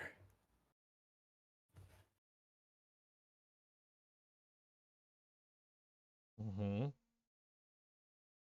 There's no way that boat doesn't fall apart. Yeah, exactly what I was thinking. No way. No shot.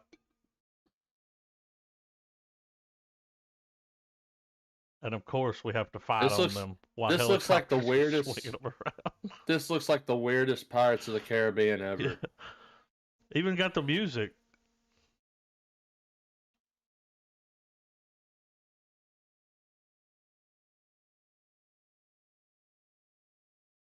Uh-huh. So that's supposed to be like a prequel to the games. I'm gonna call it right now. It's probably gonna be forgettable, fun but forgettable. Yeah. I'm It's gonna also be gonna call Uncharted, it. though. I'm watching it at home. Yeah. Yeah.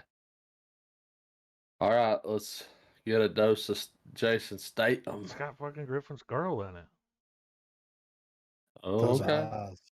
I love Aubrey Plaza, dude. You ready to roll that beautiful bean footage? Are you ready to see her roll her eyes? A lot. Because I'm always ready for he's that. over here like, his name's Dougie. She just rolls her eyes like, we saw it. If you like, dude, if you like Aubrey Plaza, Griffin, you're sleeping on Legion, man. Is she in that? Yeah, she's one of the main characters, bro. Mm. Little Griffin growl. All right, I'm ready. Yeah. All right, 3, 2, Same. 1, play. Oh God. I said its name.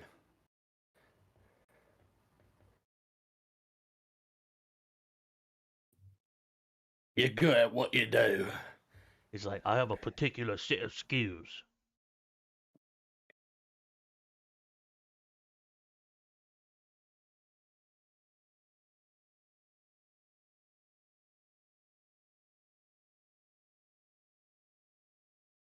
She's gonna give the comedic relief.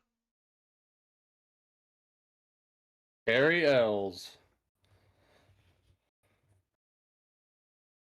Classic Guy Ritchie cast.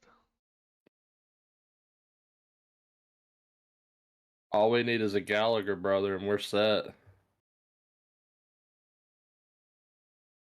Don't see that guy anymore.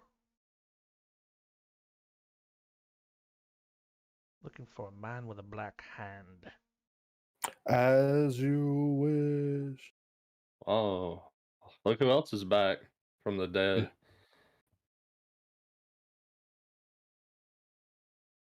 Haven't seen Hartnett in a hot minute, man. In a heart minute. Yeah. He was in that last Guy Ritchie film. The Gentleman. Oh, Which in Wrath of Man. Which I mean, honestly though, he like was. I've never He's like, seen movies that were god fucking awful with Hartnett in it. No. He's made some mad movies, but he's usually in pretty good ones.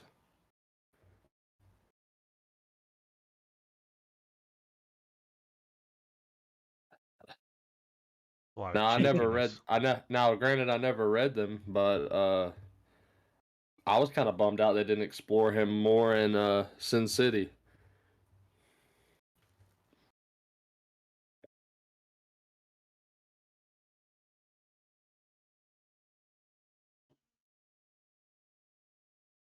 Jason's like, just give me a gun. I don't need a script.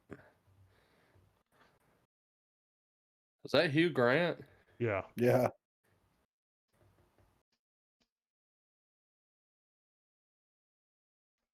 You gotta get the fucking money. Give me a gun and a Mustang. There's a lot going on in this movie. Yeah, the Payday movie looks crazy. Mm.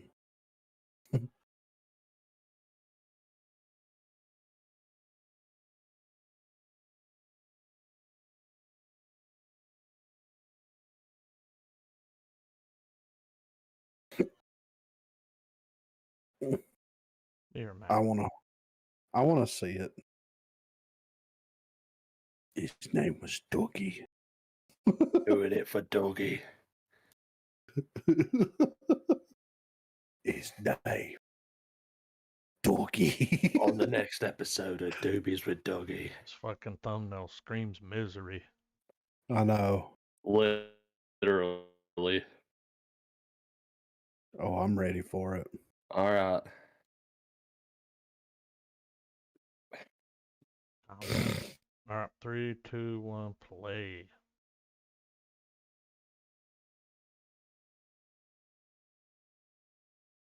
Not a good road to skateboard on.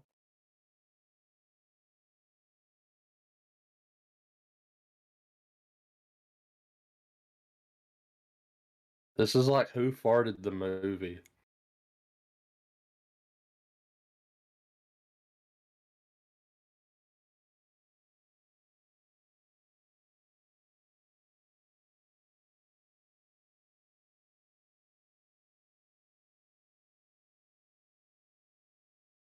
Is that Corey Taylor?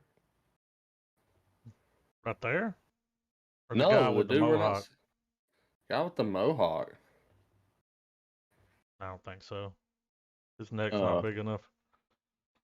No, we got a face reveal.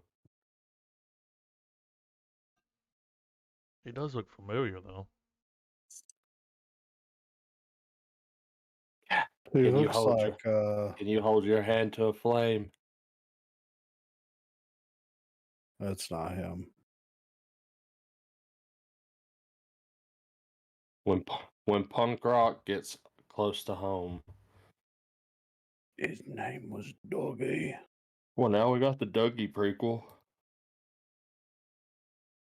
This is what Dougie, Alright. what Dougie would have been. Now, do we watch this next one last, guys? I'm cool with that. I mean, it's up to y'all. I don't really care. I mean, we still got some good firecrackers on the strand.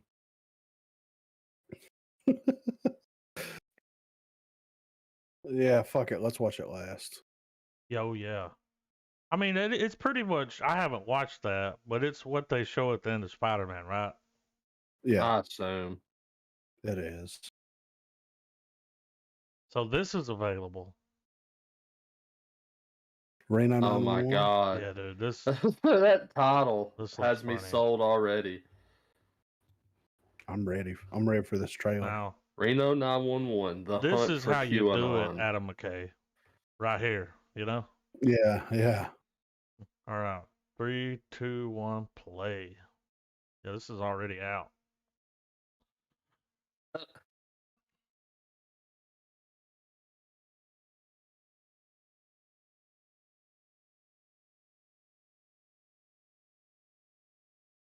Forever Dangle.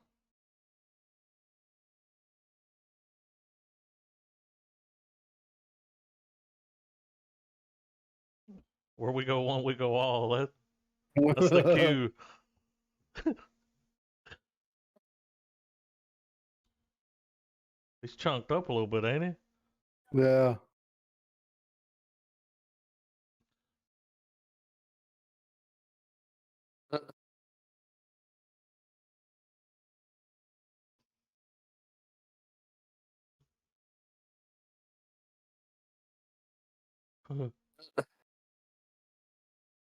Oh God. This is how you make fun of something. Of Yeah. course, they're in it.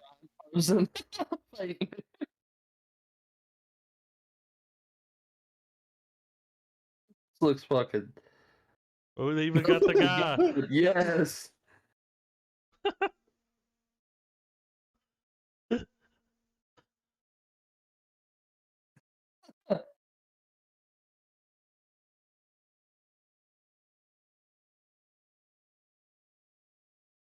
Keep them coming.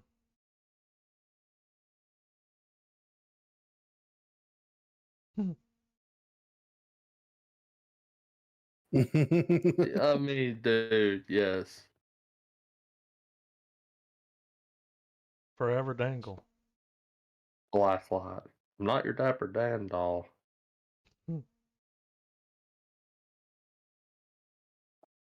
Look who it is.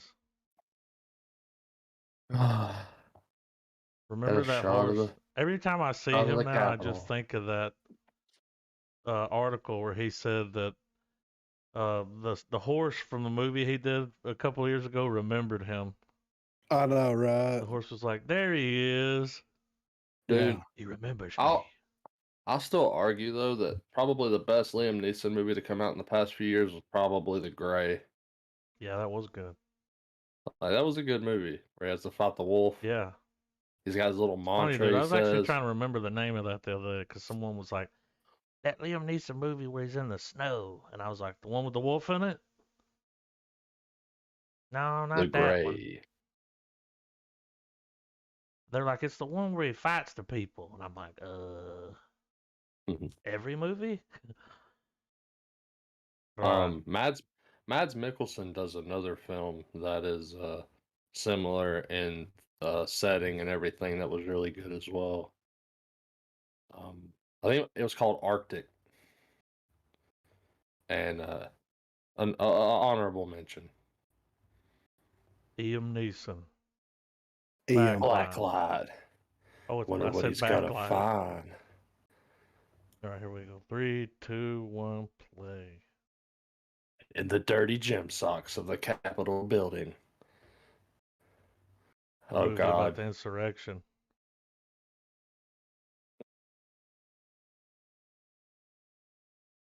MK Ultra. Interdimensional vampire demons. I've Like I hunted have a huge lizard cock. people.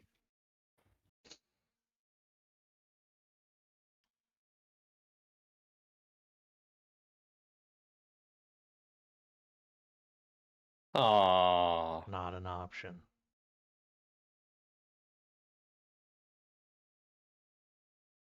yeah. Well, you fucked this all up when you stopped being a Jedi, Qui-Gon.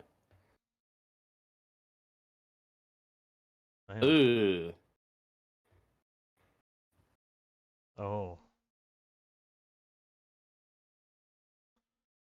My Comes daughter down to is a one whistleblower. fucking guy. They fucked up because they killed his daughter, so he's gonna fucking. He's about to blow the fucking whistle and break the wheel.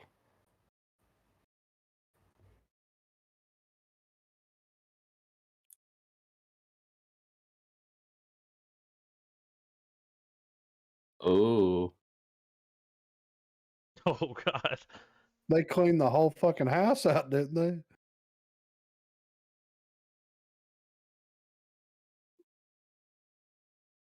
So where's my family? You feel it? God, yeah. Dude.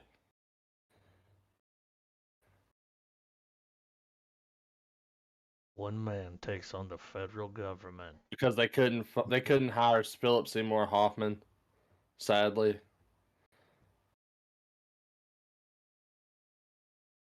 You goddamn right I am. Contingency 88.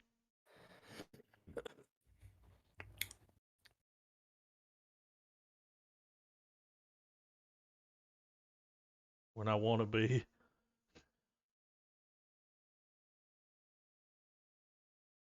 Kicking ass again. It's like if fast food restaurants made movies, this is like the Wendy's of Fast food. He anyway. cut the corner in that empty house and went, "Where's my family?" Dude, Not the he's first taking time up he said Harrison. that. Dude, I think there's this thing. Anytime Harrison Ford gets a script, he just forwards it to Neeson now. He has kind of taken on that.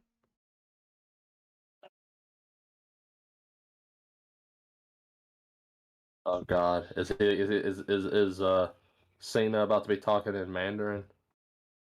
Out in front of that flag. This is the red band. Yeah. All right. Official red band. I'm ready.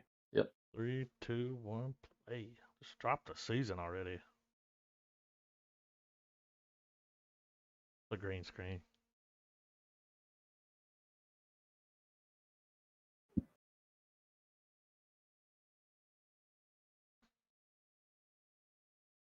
Jesus.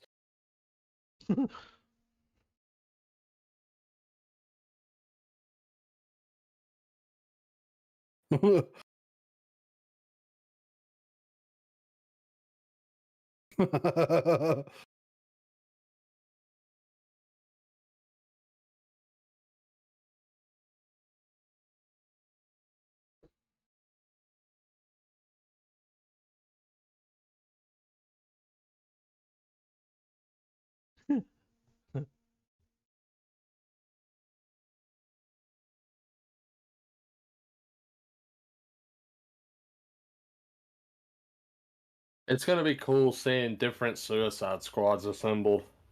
Yeah.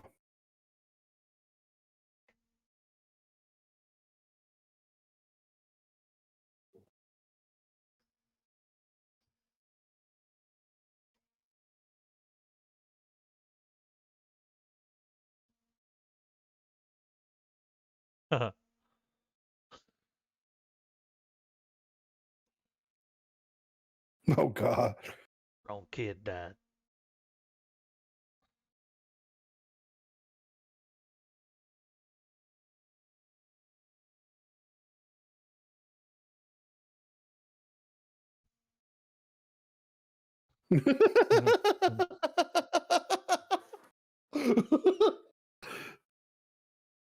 Give peace a fucking chance.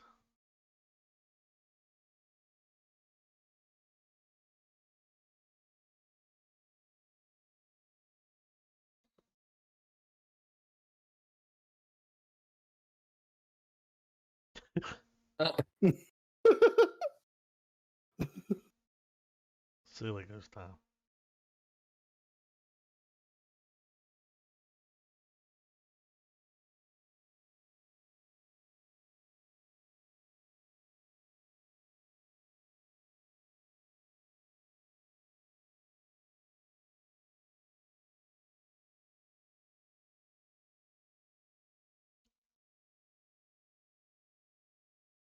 I mean, it looks like it's not it's built to succeed, man. It's Definitely gonna be knows, funny. yeah, what it's trying to be. Yeah, like a Yeah. silly goose time, dude. All right, ready? Ready on. Tim Roth. I mean, let's see.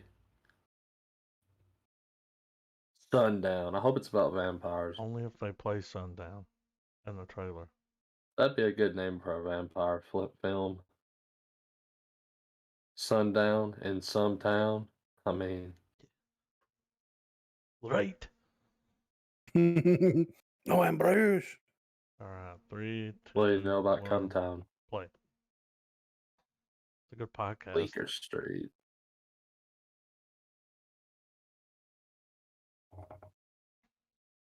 Ew. I won't put those in water. Whenever I have asthma.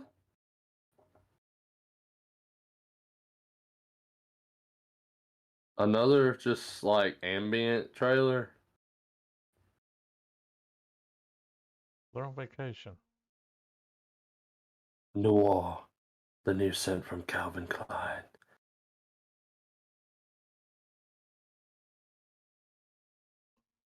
Comes in a real bucket. Bitch, you don't know the half of it apparently. Plot twist. It's the same island from old. That's what I was thinking. Oh God, existentialism. He don't want to leave.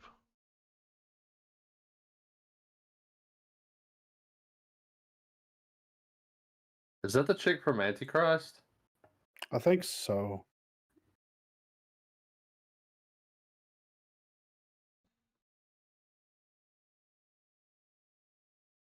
It is.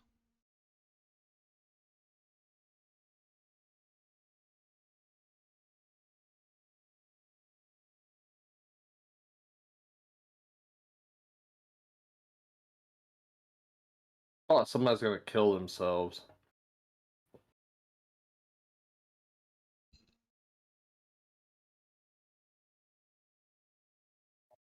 That's how you do a trailer.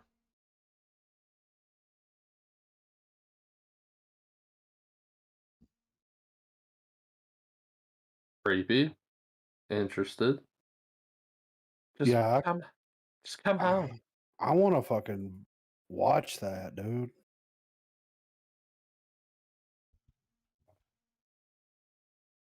All right, guys.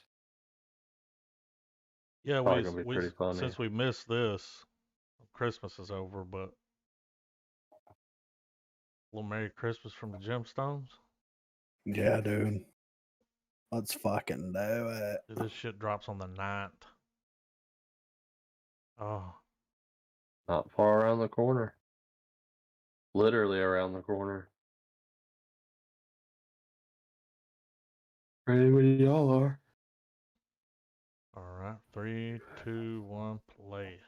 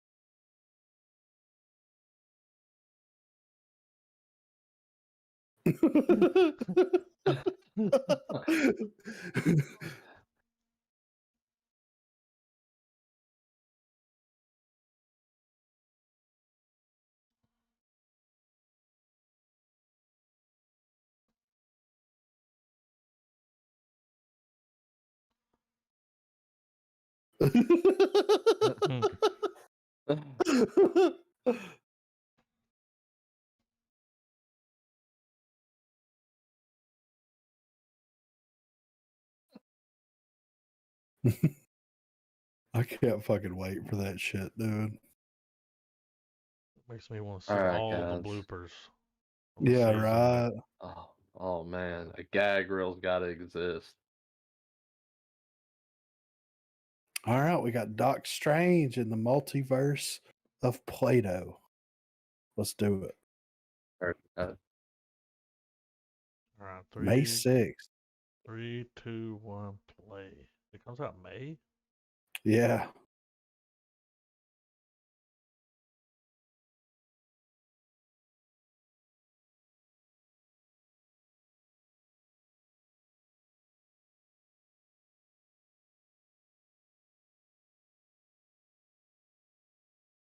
That's the watch from the car crash, right?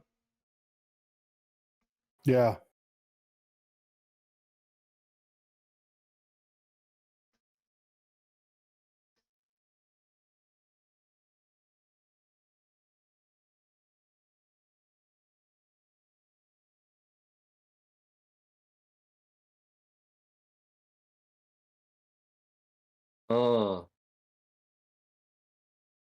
You know what time it is.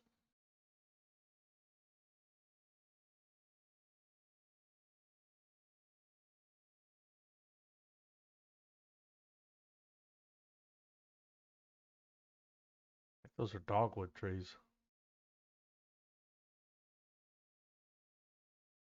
That's for you, the viewer, to find out on Disney Plus.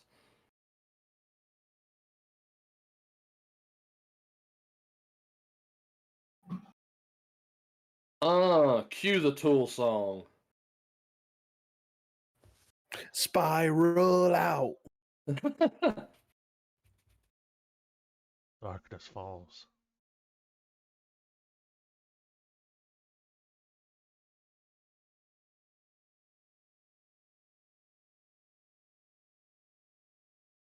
What the fuck was that threw that at him? Oh, what the fuck is the name of that thing? Yeah, that's a bad motherfucker right there. Very much. Woo!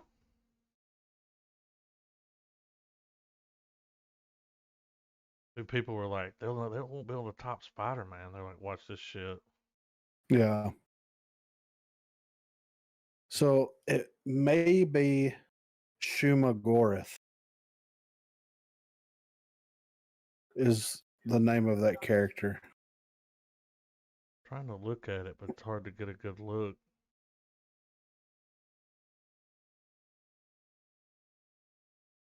This is Yeah, what it's like an Shuma. octopus looking thing with one eye. Yeah. This is what it looks like in the comics. And it's got Doctor Strange in the picture. So Oh yeah. So what is that thing? it's like a fucking Like an it's called eldritch being. yeah, it's like Cthulhu or something like that.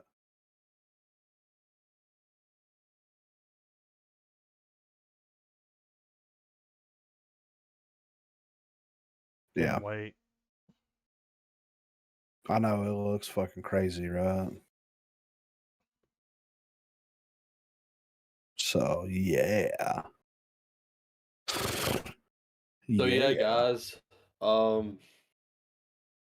don't know if either of you gentlemen have had a chance to check it out yet, but the Book of Boba Fett has started to drop. I haven't watched it yet. I've seen the first episode. I'm all in favor of transitioning over to that once we wrap up Dexter next week. Oh my god. What? Go ahead, Trav. I got good news, fellas. Go ahead. I'll put it this way.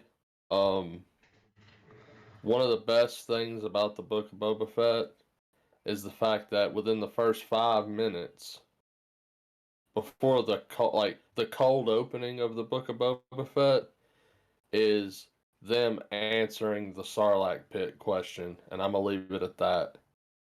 Shit. Yeah, I'm gonna watch And it. it was good. Like I knew it would be good, but Of course. it was a lot better than it was even better than I thought it was gonna be. Because Right. you know, like anyone else, I dig Boba Fett as much as the next person. But when you really try to think about how you could expand his story and the way that they have with the Mandalorian and now with his own show, I'm on the hype train for sure.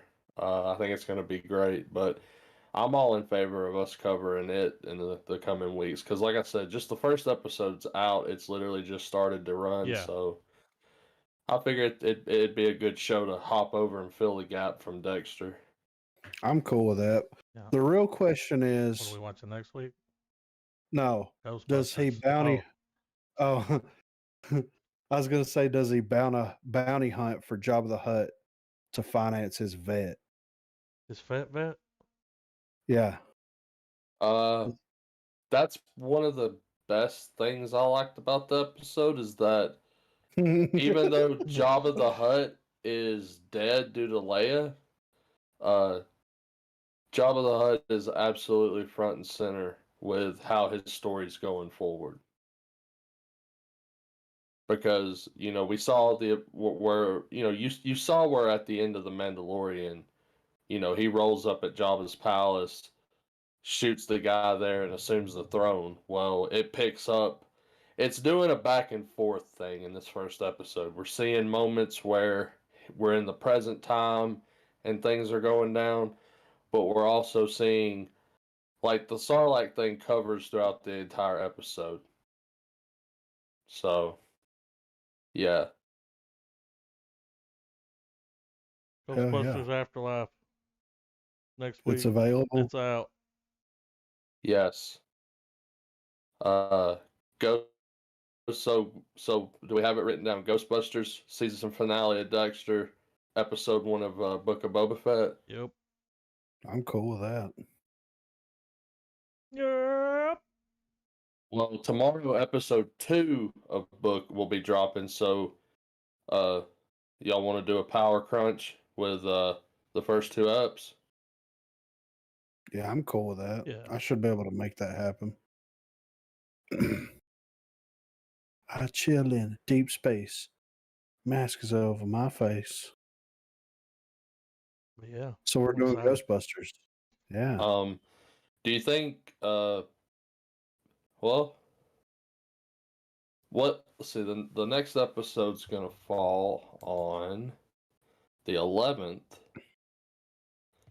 I mean, that's Do the you day we guys do the remember? podcast, right? Yeah. Do you guys remember what date the Eternals is dropping on Disney Plus? January, like the middle of January, I think. So I bet it's gonna be a couple days after we do next week's pod. Yeah, probably. Because I feel like we'll cover Eternals by the end of the month. Oh yeah. Yeah, if it's out, I'd like to do it after Ghostbusters. Yes, that's where, I guess that's where I'm getting at. But hang on, I'll tell you. On the 12th.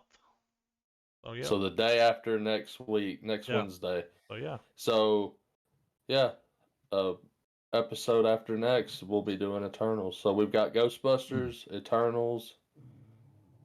It's gonna be a good January. Yeah. Well, we'll see. I'm gonna put it this way, guys, because y'all haven't seen it yet. Y'all are gonna be riding a Ghostbusters high like you never thought you would be. Is it better than Spider-Man High? Yes, yes.